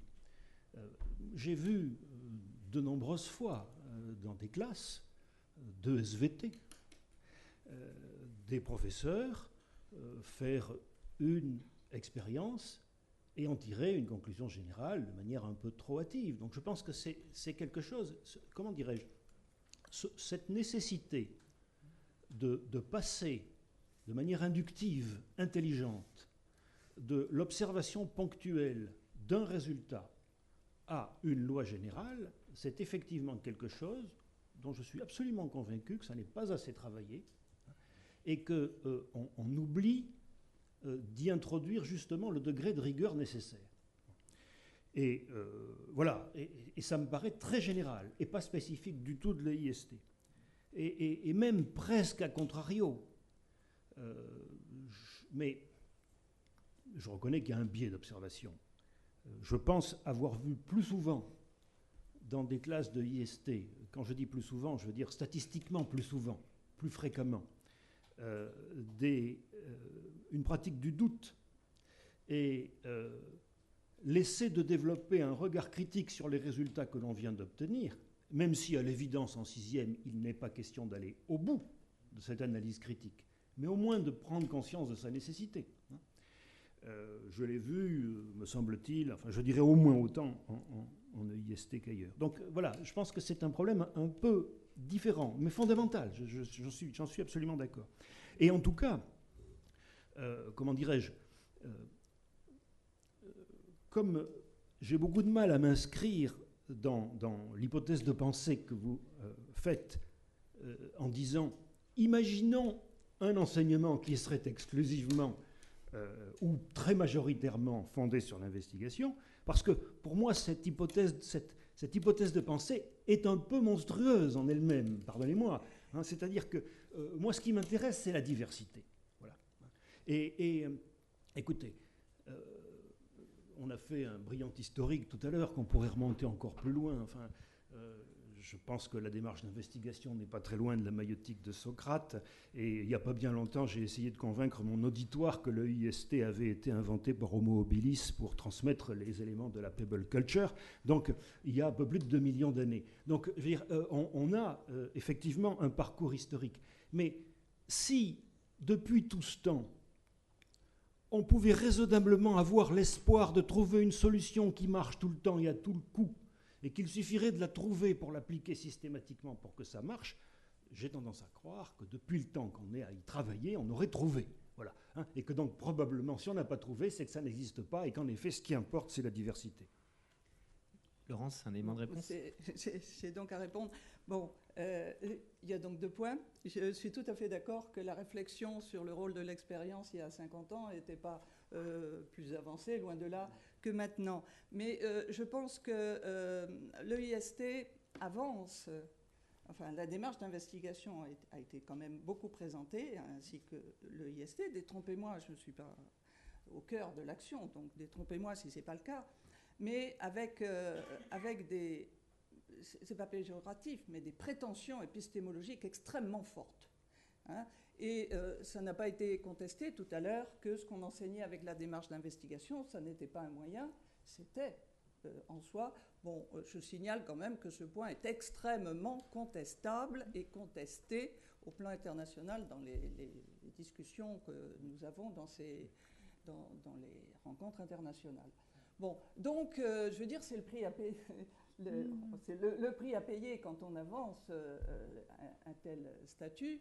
Ça rend encore plus exigeant, si j'ose dire, pour ce qui est de la formation des enseignants. Et si on ne pose pas les limites de l'EIST, il n'y a pas de raison de ne pas continuer indéfiniment. Et ça nous ramène au deuxième point. En tout cas, si on ne pose pas les limites des bénéfices de la démarche d'investigation, ben continuons jusqu'au bac. Et vous avez vu que c'était un premier souci que j'ai tout de suite posé, un thème de réflexion. 5 à 16, bon. Alors, qu'est-ce qu'il y avait avant? Il y avait quand même un développement simultané d'une armature conceptuelle présentée, certes, peut-être comme exclusivement autoritaire, ce qui est hautement contestable, tout ce qu'on veut, mais enfin qui était un rempart pour l'esprit critique malgré tout. Donc le statut de validation n'était pas uniquement, voilà, j'ai trouvé ça. Donc voilà, c'est un éclairage. Deuxièmement, bien entendu que j'étais un peu provocante et en même temps autoprotectrice en disant, oui, si on ne faisait que de la démarche d'investigation. Alors j'attendais bien qu'on me dise, mais voyons, mais c'est pas du tout ça. Mais il faudrait que ce soit clair, peut-être plus clair. Et je pense qu'il y a eu beaucoup d'accords ici pour dire qu'il faut varier les approches, la structuration, etc. Mais je note quand même une chose, c'est qu'on n'ose pas casser le label. C'est-à-dire qu'on veut mettre maintenant une grande variété sous le label initial démarche d'investigation, une sorte de réétiquetage. Enfin, c'est ce que j'ai entendu dans le débat. Ça, je pose quand même cette question pour savoir si c'est un bon moyen de ne pas brouiller le message ou de faire passer le message au contraire, de cette possibilité d'élargir les approches au développement du raisonnement. En particulier, vous voyez, tout ce qui est raisonnement maintenant, c'est démarche d'investigation. Bon, moi je veux bien, je suis pour le raisonnement, donc je suis... Mais il y a un processus de réétiquetage de tout ce qui est bien maintenant, qui devrait s'appeler... Bon, c'est tout. Ça, c'est une remarque un petit peu stratégique. Une réaction de l'un de vous trois par rapport à ces deux premières interventions ou sur un autre registre? Oui, moi je veux bien dire quelques mots sur l'un ou l'autre. Pour prolonger cette remarque sur l'investigation, moi je crois qu'il est désastreux, et parfois on le fait, de considérer que c'est la panacée jusqu'au bac, jusqu'à la classe de terminale. Enseigner toutes les sciences suivant un principe qui est quand même né, pas seulement au plan français, mais au plan international, puisque Laurence s'y réfère beaucoup, je le ferai aussi, hein, qui est né pour l'école primaire, c'est-à-dire quelque chose qui est de l'ordre de la découverte, de la capacité de parler du monde en langage raisonné et rationnel, hein. L'étendre jusqu'à la classe de terminale pour l'enseignement de la physique, c'est une aberration. Ou bien faire, et c'est plutôt la critique qu'on peut faire au programme de terminale actuel, une élimination du quantitatif ou du calcul, en physique en particulier, au profit d'un discours, qui est un autre dégât majeur. Bon, si on réfléchit en revanche à une progression qui va aller de la classe de maternelle jusqu'à la terminale, et qu'on se dit qu'il y a d'une part la phase de l'école primaire et d'autre part la transition primaire-collège, pour les raisons que j'ai essayé de dire tout à l'heure, qui est un vrai enjeu, c'est-à-dire jusqu'à la 5e, et puis qu'après il faut changer de modalité. Hein, et quand j'ai écrit, puisque j'ai été cité 5 à 16, ça, je voulais simplement exprimer ce qui était à l'époque 2005 l'ensemble dans lequel les réflexions internationales se situaient sur l'évolution de l'enseignement des sciences, mais pas du tout sous forme d'une recette unique de 5 à 16. En tout cas, je n'ai jamais voulu dire ça. Je me suis peut-être mal exprimé. Hein. Donc, voilà, primaire, transition primaire-collège, et puis après, réfléchissons autrement en prenant en compte les facteurs qui ont été dits. Alors, ceci dit, il y a, et Dominique Roja vient de le souligner, une façon générale, EIST ou pas, de regarder la science quand on est professeur, bien souvent, qui est un peu simpliste. Hein. Et pourquoi ? Moi, je n'ai pas l'expérience professionnelle de physicien qu'a Laurence. Hein. Je suis un modeste chercheur à la paillasse toute ma vie. Mais j'ai appris l'investigation pendant 45 ans derrière des télescopes, en construisant des expériences, en me donnant des objets de recherche. Ça ne m'est pas venu tout seul. C'est en me frottant la cervelle en permanence à des scientifiques, à des élèves, à des partenaires, que j'ai progressé dans cette voie. Comment peut-on attendre d'un professeur isolé dans un collège de Romorantin ou de Valenciennes qu'il fasse ce chemin tout seul ? il faut l'aider, alors qu'on appelle ça formation continue, développement professionnel ou toute autre forme, mais autrement qu'avec des documents d'accompagnement une fois pour toutes. Je crois que la science, c'est une histoire de longue fréquentation personnelle et que si on veut déduire d'une expérience faite en classe des choses solides mais avec prudence, et tu as souligné avec justesse la nécessaire prudence devant des élèves qui le prendront peut-être, en espérant le mieux, comme parole définitive, on ne peut pas le faire avec des professeurs qui ne se frottent pas la cervelle à la science, à son développement, à ses avancées. En tout cas, c'est ma conviction basée sur mon expérience. Donc, deux points. Bien sûr, l'investigation, mais pas tout le temps, hein, même au début, hein, même en 6e et 5e, hein, mais comme un moyen d'approche. Et puis, si on veut éviter les dérapages, et il y en a, je suis bien conscient, hein, mais il y en avait avant aussi, hein, comme Dominique Roja l'a rappelé, hein, ça suppose une fréquentation de la science et de ceux qui la font, des scientifiques, des ingénieurs. C'est ce que nous essayons de mettre en place dans les maisons pour la science. On verra bien si on réussit ou pas. Alors, j'ai juste une question à M. Lacassie, dont j'ai apprécié le plaidoyer que je connais, hélas, par cœur. Hein. Mais simplement, moi j'ai une question de scientifique à scientifique. Hein. Pourquoi, au fond, devant une forme de travail qui révèle des potentialités intéressantes, ne pas se comporter en scientifique et dire regardons, participons, n'anesthésions pas notre sens critique pour autant, hein, et plutôt qu'être contre. Je comprends tel ou tel syndicat qui est contre simplement parce qu'il est contre, hein, mais ce n'est pas votre cas, vous êtes trop intelligent pour ça. Bon. Alors, le IST, de toute façon, à l'heure actuelle, ça se fait dans un cadre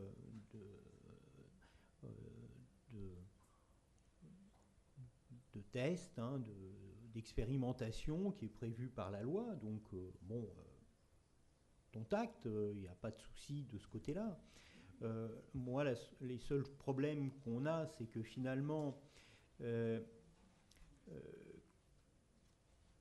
quand le IST avait été introduite, l'objectif, c'était de faire en sorte que finalement, ça pouvait permettre aux élèves de collège d'avoir plus d'envie de sciences. Il me semble avoir lu dans le rapport de l'inspection générale que malheureusement ce n'était pas tout à fait le cas. Du moins, il n'y a pas d'impact positif. Donc, bon, moi je suis pragmatique aussi. Hein. Si demain le nouveau bilan sur les cohortes me montre que cette expérimentation va permettre d'avoir plus d'élèves qui vont suivre une série scientifique et puis surtout qui feront des sciences après, je vous dirais humblement que je me suis planté et que voilà. En effet, moi je suis prêt à tout. Il faut simplement savoir quels sont les objectifs. Pour le moment, pour ce que j'en sais, les retours qui sont positifs, ils sont positifs, et je le redis, sur 3 points. Ils sont positifs parce que les collègues qui sont en IST ont du temps, ce que la majorité des collègues de collège n'ont pas.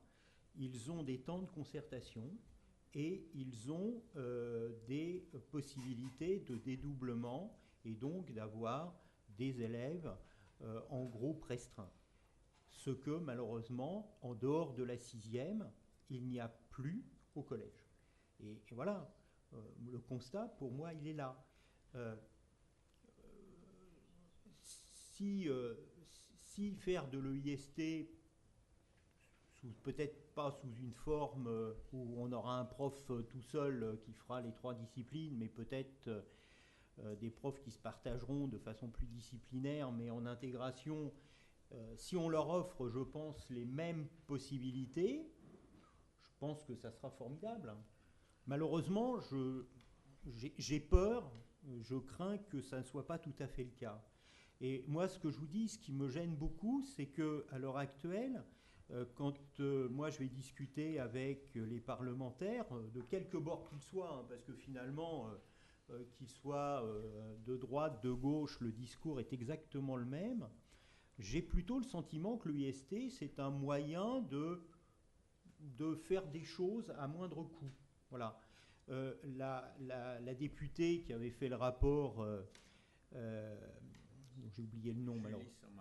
Voilà, Somariaga, en était même à proposer le IST à tous les collèges en difficulté. Pour quelqu'un qui se veut représentante de la République française une et indivisible, moi ça me choque personnellement que on dise, bah voilà, dans les collèges pourris on va donner ça et puis dans les autres on fera autrement. Voilà, moi ça me gêne. Maintenant qu'on m'explique autre chose, moi je suis pour toutes les expérimentations. Ce que j'attends, moi, c'est un résultat. Ce que je vous dis, c'est que pour le moment,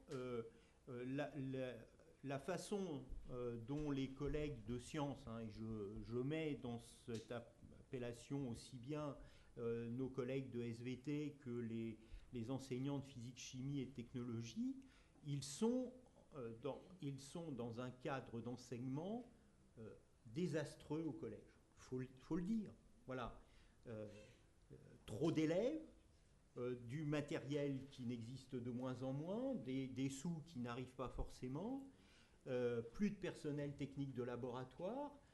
Ça veut dire que le collègue qui veut faire des TP, il faut qu'il prenne sur lui pour faire la vaisselle, pour arriver 1 heure plus tôt, pour partir 1 heure plus tard.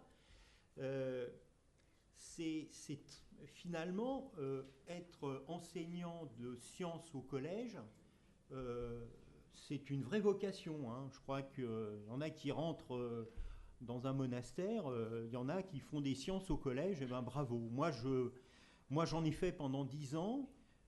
Quand je suis passé au lycée, j'ai trouvé que je changeais de monde. Je leur dis chapeau. Voilà.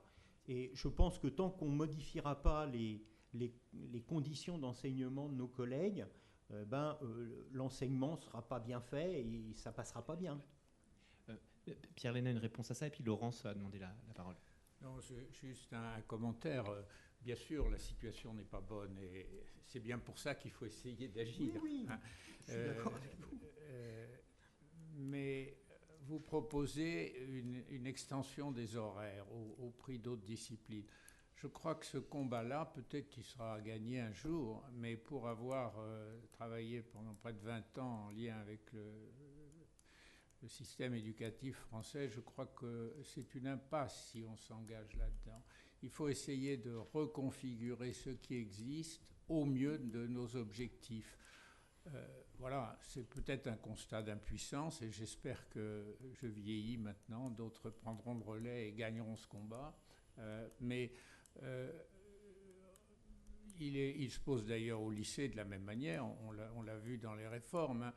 Je crois qu'il faut que le monde des sciences s'organise autrement, rende la science désirable, aimable, et que l'on gagne le goût des élèves en troisième, pour ceux qui deviendront scientifiques, comme pour les citoyens qui en ont bien besoin aussi.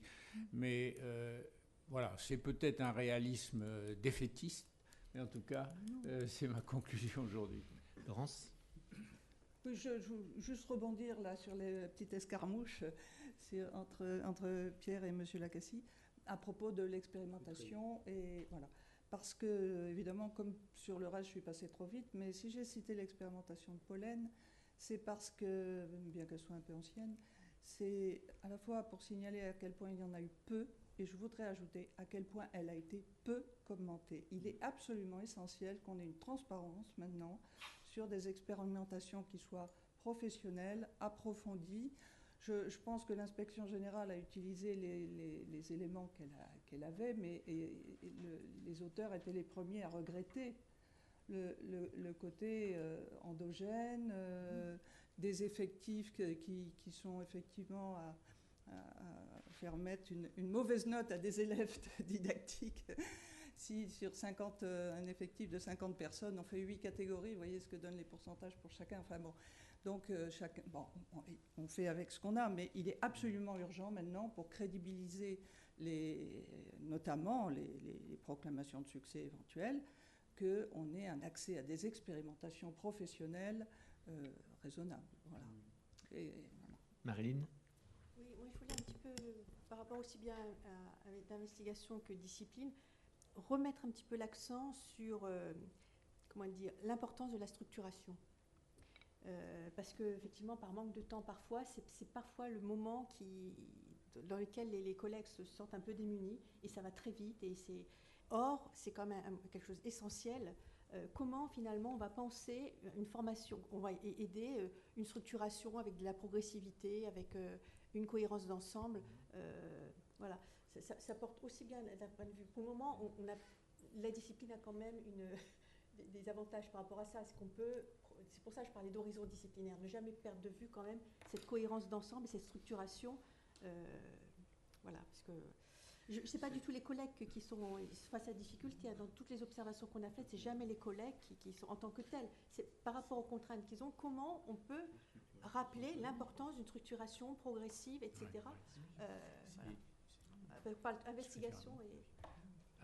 Merci Marilyn d'avoir mis ça en avant, parce que c'était notre vision de départ. On s'est dit la 6e, la matière, la 5e, l'énergie. Voilà 2 grands thèmes fédérateurs qui peuvent faire l'objet de la 6e et de la 5e. Et donc on a essayé de construire, Béatrice Salvia a été évidemment très engagée là-dedans, essayer de construire une structuration forte, intellectuelle, épistémologique de ces 2 thèmes qui étaient amenés à progresser. Or, qu'est-ce qu'on a vu ? Les professeurs ont été volontaires, comme l'a rappelé Dominique Roja, ils se sont emparés de la liberté de création que vous analysez très bien dans vos enquêtes, et ils sont partis, je dois dire parfois, dans des directions surprenantes, en essayant de mettre tout le thème dans la construction d'un objet particulier qui manquait parfois de cohérence. Donc c'est cet équilibre qui, je crois, n'a pas toujours été trouvé entre une structuration venant de l'extérieur, mais n'ayant pas l'obligation du programme, donc n'étant pas validée par un inspecteur éventuellement, tout en l'ayant été par l'inspection générale, et puis la grande liberté de qu'est-ce qu'on va faire l'année prochaine. Et voilà. Je pense qu'il est temps d'ouvrir la discussion à la salle. Donc il y a plusieurs souhaits. On va peut-être commencer par ceux qui ne sont pas du tout intervenus. Christian. Tchouk.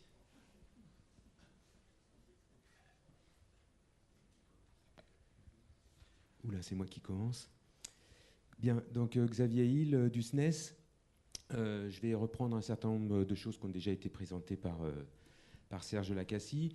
J'ai essayé de faire court et je vais commencer par dire que le SNES n'est pas systématiquement opposé à toute expérimentation, si tant est qu'elle soit encadrée, puis qu'on puisse avoir aussi une évaluation à la fin. Ce qui a été le cas pour le IST, mais c'est une évaluation qui n'a pas été effectivement, qui a tardé peut-être un petit peu et qui n'est pas extrêmement positive dans tous les points de vue. En particulier, je crois que ce qui n'a pas été trop développé, c'est qu'un grand nombre d'enseignants ont été en difficulté dans l'enseignement qui n'était pas dans leur discipline. Donc je crois que ça a posé un vrai problème.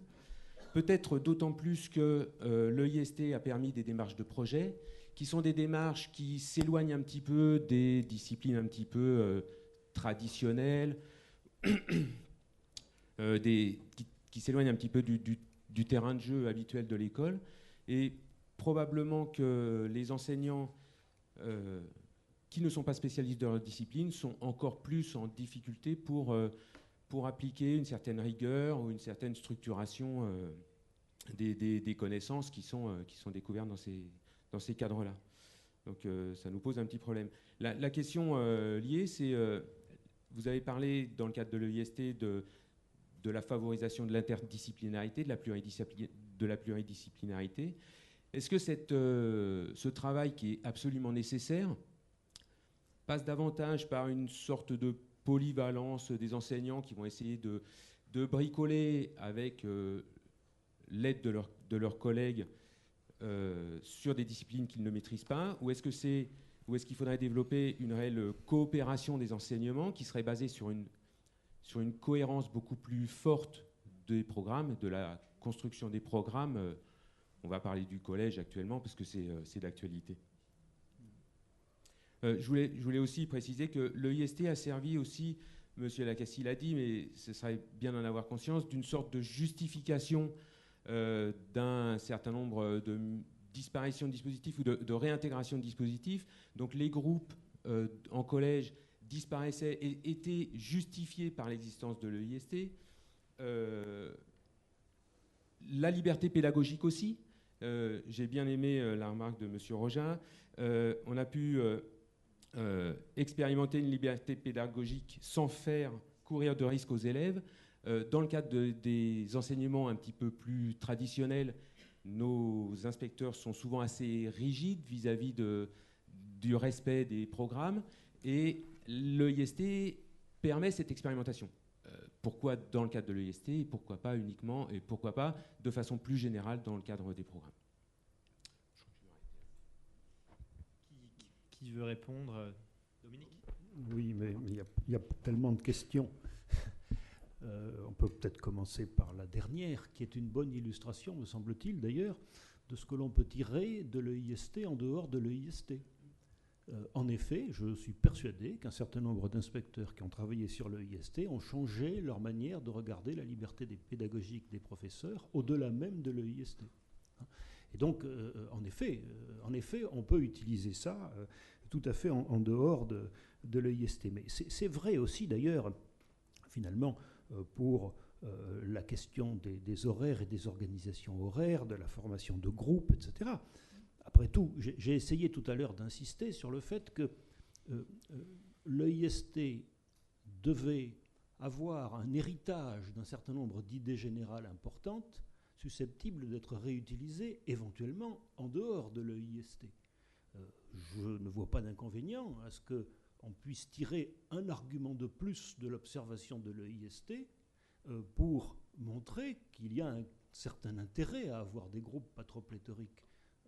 C'est donc tout à fait présentable comme argumentation, mais je dirais que ça donne plus un intérêt au passage de l'EIST qu'une raison de s'y opposer finalement, puisque ça permet d'appuyer encore sur une des choses qui me paraît importante.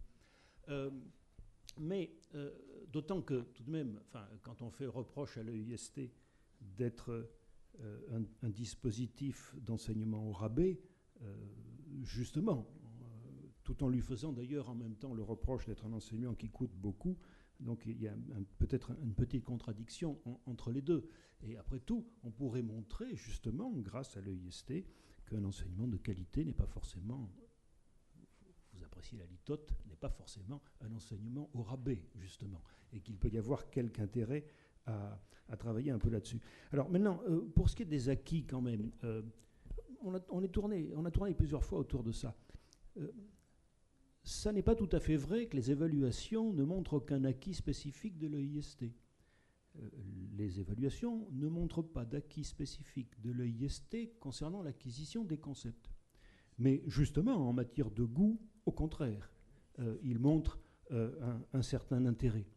Alors, dont on peut discuter, et là il y a une discussion véritablement intéressante, de savoir si et dans quelle mesure cette augmentation du goût est liée à un certain nombre des avantages que l'EIST entraîne dans son sillage, notamment la constitution de groupe, tout à fait d'accord, ou bien de ce qui est lié à la démarche spécifique de l'EIST. Et ça, c'est une discussion qui est une discussion d'ordre pédagogique véritablement très intéressante et qui probablement d'ailleurs n'aboutit pas à une réponse univoque pour l'une ou l'autre des réponses. Il y a du vrai dans les deux choses, bien entendu.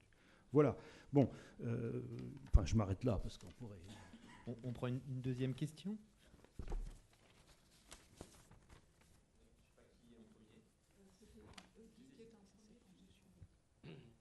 Oui, Guy Rumelin.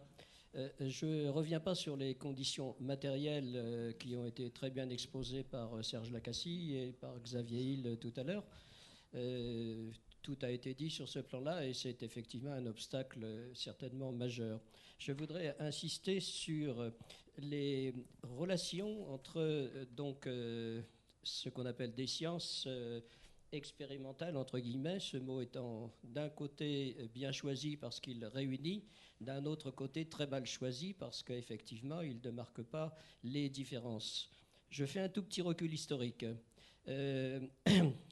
Serge tout à l'heure a dit que j'ai demandé que l'on reproduise le numéro 1 du bulletin de la PBG qui s'appelait Union des naturalistes en 1911 et on trouve sous la signature de Madame Amieux, qui est une normalienne agrégée de l'agrégation homme et non pas femme à l'époque, et qui ensuite devient proviseur du lycée Jules Ferry, premier lycée de filles, du moins à Paris, puis ensuite directrice de l'école normale supérieure du boulevard Jourdan.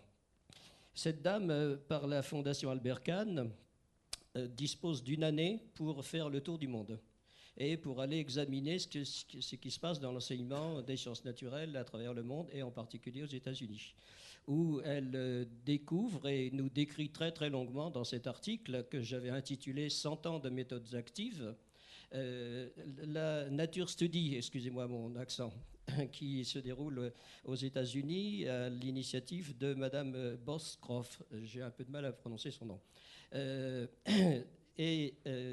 Ensuite, il y a aussi les travaux de John Dewey à Chicago, que notre cher prix Nobel va redécouvrir pratiquement 100 ans après. Alors, si on lit ce texte, on pourrait le signer en 2014 sans aucun problème, en reprenant tout. C'est pas tout à fait exact parce qu'il y a une chose qui a changé entre-temps. Et demain, il y aura un philosophe de la biologie, Jean Gaillon, et donc un biologiste historien des sciences qui est Michel Morange. S'ils avaient été là aujourd'hui, ça aurait été très bien parce qu'effectivement, c'est surtout ça qui a beaucoup changé. Je rappelle que la biologie s'appelle biologie depuis 1802 seulement, que l'enseignement des sciences est introduit en lycée en 1902, et il y a 4 lycées en France qui ont une salle de travaux pratiques, dont le lycée dans lequel j'ai enseigné, le lycée Condorcet à Paris. À partir de ce moment-là, effectivement, on est dans une optique épistémologique d'induction et de généralisation, comme a dit Dominique Roja tout à l'heure. Essentiellement. Ensuite, donc, on a le texte de Claude Bernard, Introduction à l'étude de médecine expérimentale, qui est un texte mal lu, mais récité par beaucoup de personnes, et en particulier officialisé par les instructions du 17 octobre 68. Claude Bernard fait un raisonnement par abduction. C'est ni de l'induction ni de la déduction. Et ce raisonnement-là est méconnu, donc il n'est développé que beaucoup plus tardivement. En fait, il était déjà connu à l'époque aux États-Unis par le pragmatisme. Ensuite, je ne vais pas citer Bachelard, je le laisse aux physiciens. Nous citons essentiellement Georges Canguilhem, qui, à partir de 1952, fait une série de conférences avec les professeurs de sciences naturelles, qui donne lieu à énormément d'incompréhension et de rejet. Puis, à partir de 1966, il commence à être connu par des publications. Et en 1976, grâce à M. Host, qui dirigeait à l'époque à l'INRP le service de recherche, qui avait commencé un travail de thèse avec lui, donc nous fait l'honneur d'un an de séminaire. Voilà. Et à partir de ce moment-là, je me dis qu'effectivement, l'épistémologie de la biologie doit se différencier considérablement de l'épistémologie de la physique.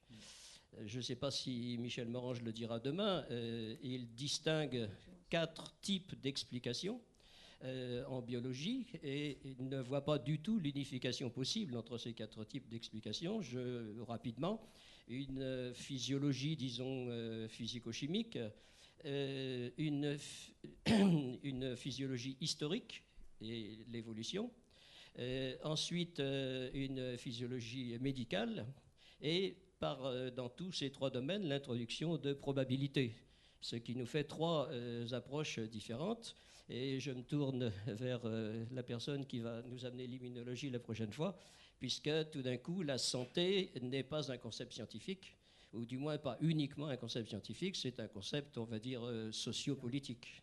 Voilà. À partir de ce moment-là, effectivement, toutes les questions sur l'investigation, toutes les questions sur la façon donc de se rapprocher ou de s'éloigner deviennent beaucoup plus compliquées. Je n'ai pas le temps de développer plus. Il faudrait que je prenne des exemples. Est-ce qu'il y a un souhait de réaction? Oui. Alors, ça rejoint un petit peu les questions que posait tout à l'heure Marilyn sur la question structurante des disciplines et la structure des disciplines et leur distinction. Alors, je vais répondre un peu par une boutade, ça permet d'aller plus vite. La finesse de l'analyse de Guy Rumelard que nous venons d'entendre prouve au moins une chose, c'est que la compréhension de l'originalité d'une discipline n'est pas forcément tout à fait directement au niveau d'un élève de 6e. Alors, j'avais dit que c'était une boutade. Ça veut dire quoi? Ça veut dire que la question de la structuration des disciplines qui disciplinent l'esprit, qui me paraît en effet un enjeu fondamental de l'enseignement, jusqu'à y compris à faire comprendre à un moment donné à des élèves, peut-être d'une manière un peu moins fine, ce qui distingue tel raisonnement de biologie de tel raisonnement de physique. Ça me paraît un enjeu fondamental. Mais justement, c'est si fondamental que ça se construit. Et finalement, c'est un argument qui est rarement mis en avant à propos de l'EIST. Mais moi, je pose la question suivante. Est-ce que cette structuration n'est pas si fondamentale que ça peut mériter d'aider un peu, de manière un peu progressive, à l'éclosion des disciplines dans l'esprit des élèves? Et est-ce que, finalement, on n'a pas là l'un des meilleurs arguments pour dire on ne peut peut-être pas se contenter du jour au lendemain de poser devant les élèves un certain nombre de disciplines constituées sans avoir jamais pris le temps de les faire naître devant eux, ou est-ce qu'il ne faut pas, justement, prendre un peu le temps de les faire se construire et se différencier les unes les autres? Alors, bon, je ne prends pas parti, je pose simplement la question. Et je dirais que, ça rejoint une remarque que je faisais tout à l'heure, est-ce que la réponse à cette question ne dépend pas de l'état de maturité culturelle des élèves? Et est-ce que, quand on a face à soi des enfants de chercheurs du CNRS, on ne peut pas peut-être aller plus vite pour leur poser tout de suite des disciplines toutes faites que quand on a des enfants d'un milieu socioculturel moins favorisé et qui peut-être vont mettre plus de temps à comprendre comment se différencient les disciplines les unes des autres. Voilà. Et donc, moi, il me semble que justement cette question de la structuration des disciplines, qui est fondamentale, hein, et je suis, comment dirais-je, de manière non schizophrène, je crois, à la fois un défenseur de l'interdisciplinarité et des disciplines, ne serait-ce que parce qu'on ne peut pas avoir l'un sans l'autre, comme le faisait très bien remarquer Christian tout à l'heure. Voilà. Est-ce que ça ne mérite pas, justement, un petit temps d'éclosion, cette affaire-là, et de construction? Oui, Denise Orange, PU, Université de Lille 3. Vous n'entendez rien? Bon, c'est bon. Voilà. C'est une demande d'explicitation à Monsieur Léna, parce que vous avez mis en valeur la nécessité qu'un professeur se frotte à la science. Hein, vous l'avez vraiment mis en valeur, et à la fréquentation de la science et de ceux qui la font. Et par rapport à ça, j'aimerais que vous nous donniez quelques précisions sur comment vous envisagez ce frottement, entre guillemets, hein, parce que le risque, ce serait aussi de penser qu'une immersion suffise à savoir faire. Or, c'est sûrement très loin de ce que vous pensez, vous voyez. Et d'un autre côté, comment, dans ce frottement, reconnaître aussi que les enseignants ont, on va dire, je reprends des compétences, et notamment des compétences en matière d'enseignement. Donc voilà, c'est quelques précisions que j'aurais souhaité de votre part. Bon, merci. Vous posez vraiment une question absolument centrale, je crois, pour la qualité de notre enseignement scientifique. Et pas seulement en France, hein, dans tous les contacts internationaux que je peux avoir, au fond, tous les pays, et même ce qui est intéressant, quel que soit leur état de développement, sont confrontés à cette même question. Un corps enseignant, des centaines de milliers, des fois plus, d'enseignants d'un côté, une science qui galope de l'autre, et puis une épistémologie flottante d'un côté, souvent comme de l'autre, d'ailleurs chez les chercheurs, hein, et qui sont souvent malheureusement plus des techniciens, la compétition aidant, si je puis dire. Comment on organise? Je n'ai absolument pas de réponse définitive à votre question, hein. Monsieur, vous évoquiez tout à l'heure le désarroi, la difficulté des professeurs. Vous employez le mot oui, enseignant en difficulté vis-à-vis de ces évolutions, par exemple, d'interdisciplinarité. Ce n'est pas propre aux professeurs, hein. Prenez des médecins, hein. Quel rapport dans la pratique d'un médecin aujourd'hui avec ce qu'il a reçu dans ses études universitaires il y a 20, 30 ou 40 ans? Et prenez des ingénieurs. Quel rapport entre ce qui lui est demandé dans son entreprise pour assumer sa fonction? Il doit être en rapport avec toute une série de développements disciplinaires, que ce soit en électronique, en informatique, en biotechnologie, etc., hein, qui n'étaient pas du tout dans son champ conceptuel même à la sortie de l'école, de sa formation de 5 ou 6 ans. Hein. Donc la difficulté, elle est générale, elle n'est pas propre au professeur. Et à cette difficulté, moi je crois qu'on ne répond que par le travail, une action et une construction. Alors comment la faire? Quand on a fait le colloque de l'Académie en 2007, on a demandé au ministère de nous indiquer comment fonctionnait ce qui restait à l'époque, c'était plus qu'aujourd'hui, de formation continue. On s'est aperçu que dans les formations, c'est les chiffres de la DGESCO, je cite, hein, dans les formations de l'école primaire, les intervenants hors système éducatif, conseillers pédagogiques, maîtres formateurs, inspecteurs, etc., c'était 2% des intervenants. Hein. Et pour le collège et le lycée, c'était un peu plus, c'était 15%. Hein. Donc, une chose qui sortait de là, c'est qu'on avait un discours sur la science dans les actions de formation qui était presque totalement endogame. L'institution témoigne de la science qu'elle doit enseigner de façon qui n'est pas nécessairement mauvaise, mais qui est toujours de seconde main. Et ce qui nous a semblé important, c'est que dans les structures dans lesquelles science et enseignement dialoguent, la part soit simplement égale. Et que... donc c'est le principe qui a été donné aux maisons pour la science, donc c'est une réponse partielle à votre question, c'est que toute action de développement professionnel mise en place dans une maison doit être faite à 50-50. Hein, et donc 50 pour la pédagogie. Hein. Faire 0 pour la pédagogie serait aussi absurde que faire 0 pour la science. Et puis essayer dans ce dialogue, en le construisant bien sûr, que évoluent les visions épistémologiques, les frontières disciplinaires, les connaissances en histoire, des sciences, mais aussi l'approche pédagogique, les simplifications abusives de l'investigation, etc. Voilà une réponse provisoire. Hein. Comme je l'ai dit tout à l'heure, c'est un essai, ce sont des prototypes, on dépense un peu d'argent pour ça, mais pas beaucoup par rapport au volume total. Ce qu'on peut espérer, c'est avancer dans cette direction.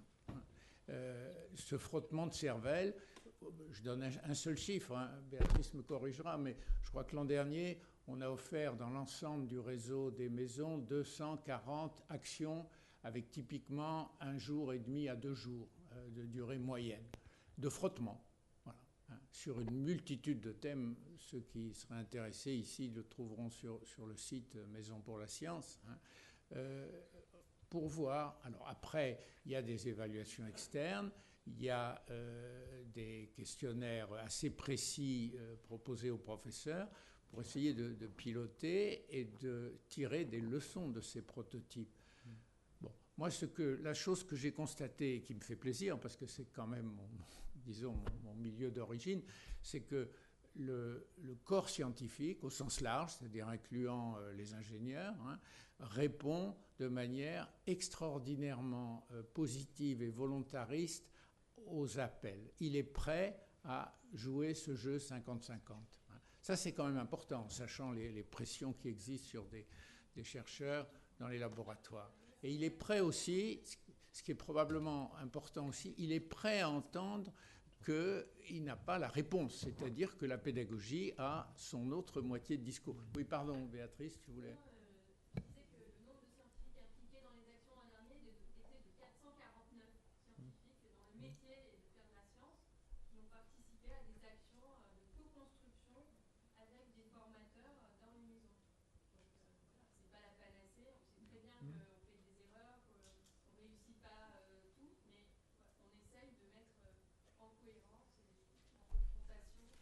Alors peut-être encore un mot, il faut rendre à César, c'est à César aussi, c'est que la PBG et l'UDBPC ont pratiqué ça à échelle plus modeste et sans beaucoup, ou parfois sans aucun moyen, et que les maisons pour la science se sont aussi inspirées de ce qui a été fait là. Hein. Ce n'est pas du tout une invention ex nihilo.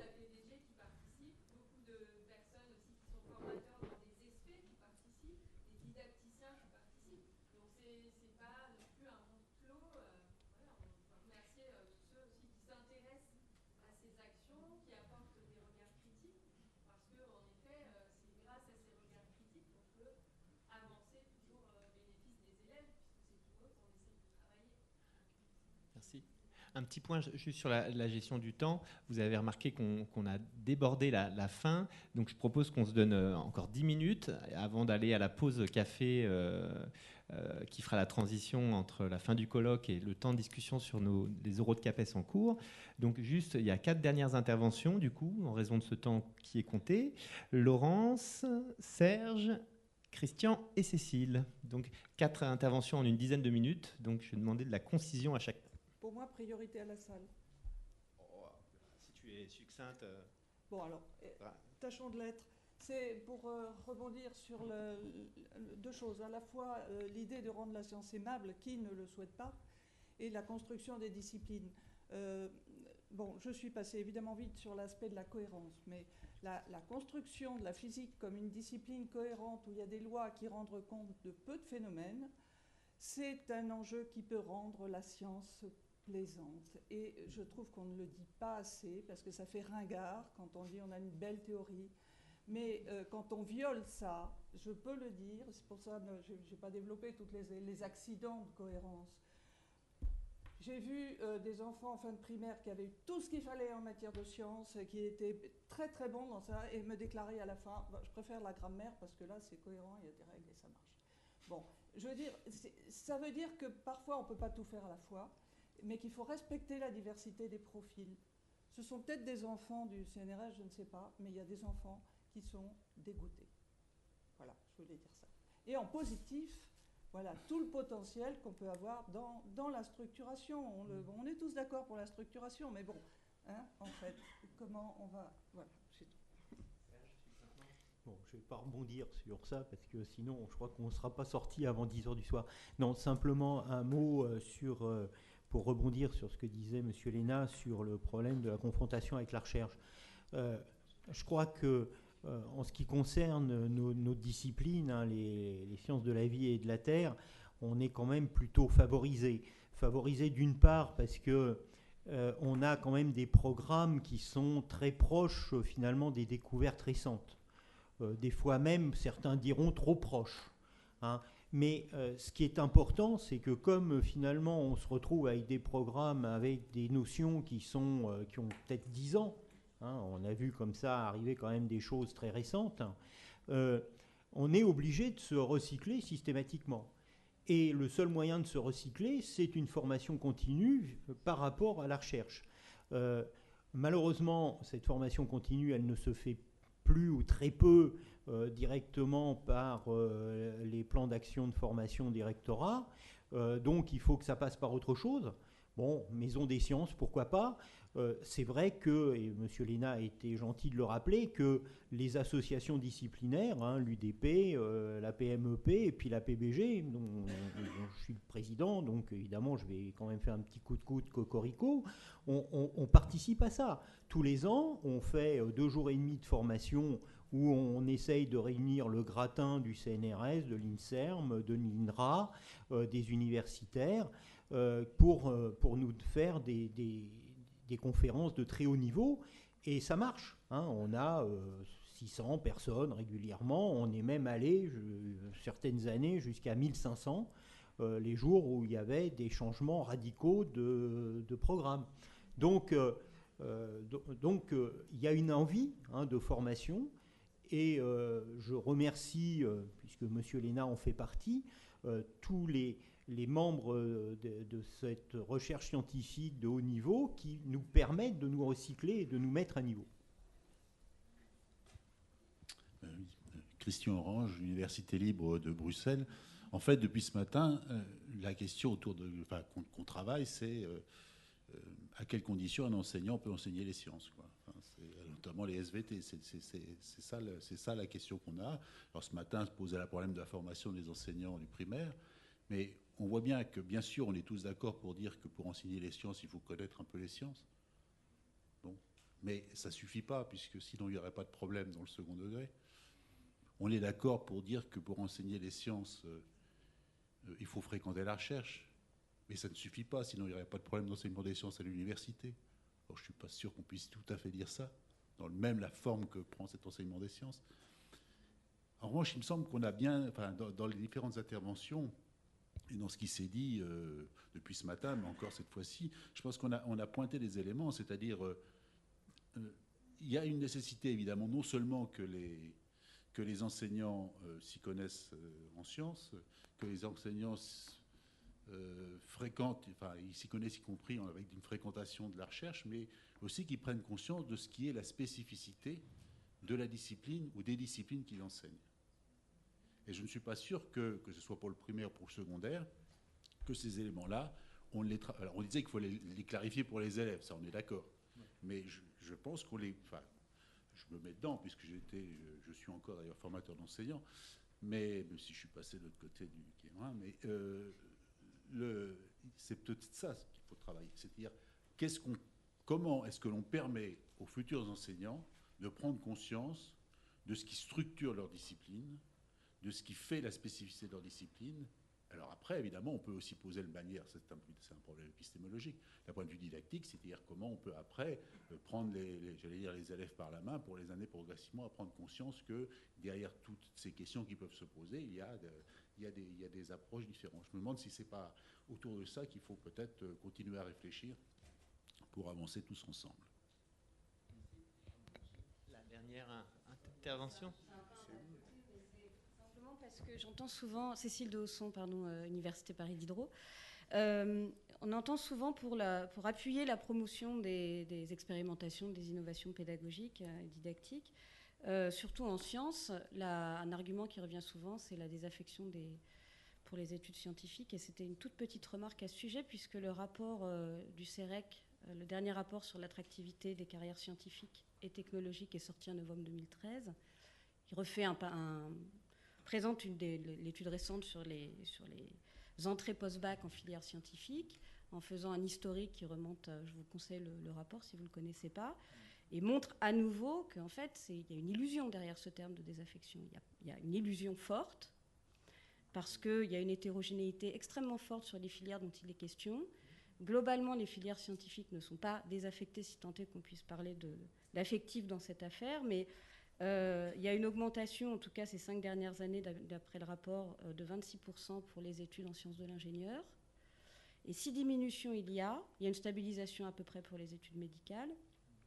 Et si diminution il y a, et c'est pour ça que je me permets d'intervenir dans ce contexte de transdisciplinarité, c'est parce que cette désaffection concerne les disciplines scientifiques hors santé, donc comme je le disais, du premier cycle universitaire à l'université, en particulier en physique, et donc des filières dans lesquelles l'enseignement est plutôt orienté de manière, je vais oser le dire, monodisciplinaire. C'est-à-dire que les filières qui investissent le champ de la pluridisciplinarité médicale, secteur de l'ingénieur, etc., ne sont a priori pas touchées, même plutôt en augmentation.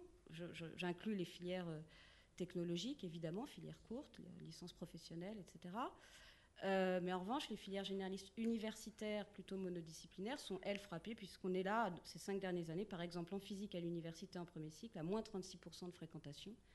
Donc on pourrait le lire en positif par rapport au contexte, en disant que tendre vers la pluridisciplinarité tendrait effectivement à encourager vers les étudiants à s'orienter vers des filières scientifiques où s'exerce, où se déploie la pluridisciplinarité. Mais du coup, la question qui reste en suspens, c'est qu'est-ce qu'on fait de ces filières qui restent quand même, et je pense que, je ne sais pas s'il y a beaucoup d'enseignants-chercheurs, des filières, en tout cas de premier cycle universitaire, physique, sciences exactes ou sciences de la nature, si on veut, mais en tout cas, il y a quelque chose vraisemblablement qui vient se heurter ici à la pluridisciplinarité qu'on cherche à promouvoir, si ensuite, vers des filières monodisciplinaires, on perd des étudiants. Voilà, c'était juste une petite remarque. Mais cette désaffection, je crois qu'on l'entend souvent, justement, pour appuyer le fait qu'il faut encourager et créer de l'appétence. Je crois que l'appétence, on peut la créer aussi pour des raisons de, je vais presque dire, de beauté du geste. Parce que la désaffection, finalement, elle est plutôt médiatique, mais non réelle. Moi, ce qui va m'intéresser, mais on ne les a pas malheureusement pour le moment, mais c'est comment ça va se passer à partir de l'an dernier, c'est-à-dire avec la réforme Châtel. Je ne suis pas sûr que ça a un impact positif. Je vous propose de remercier maintenant les 5 intervenants de cette table ronde.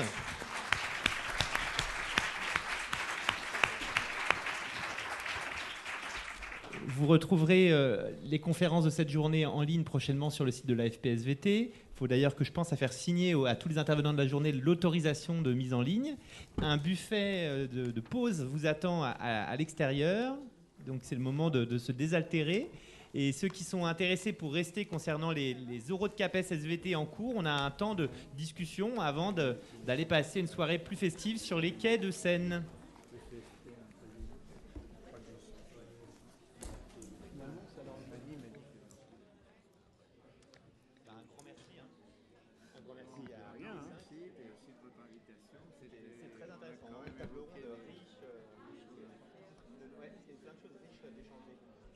Chercher peut-être une feuille pour l'autorisation de mise en ligne.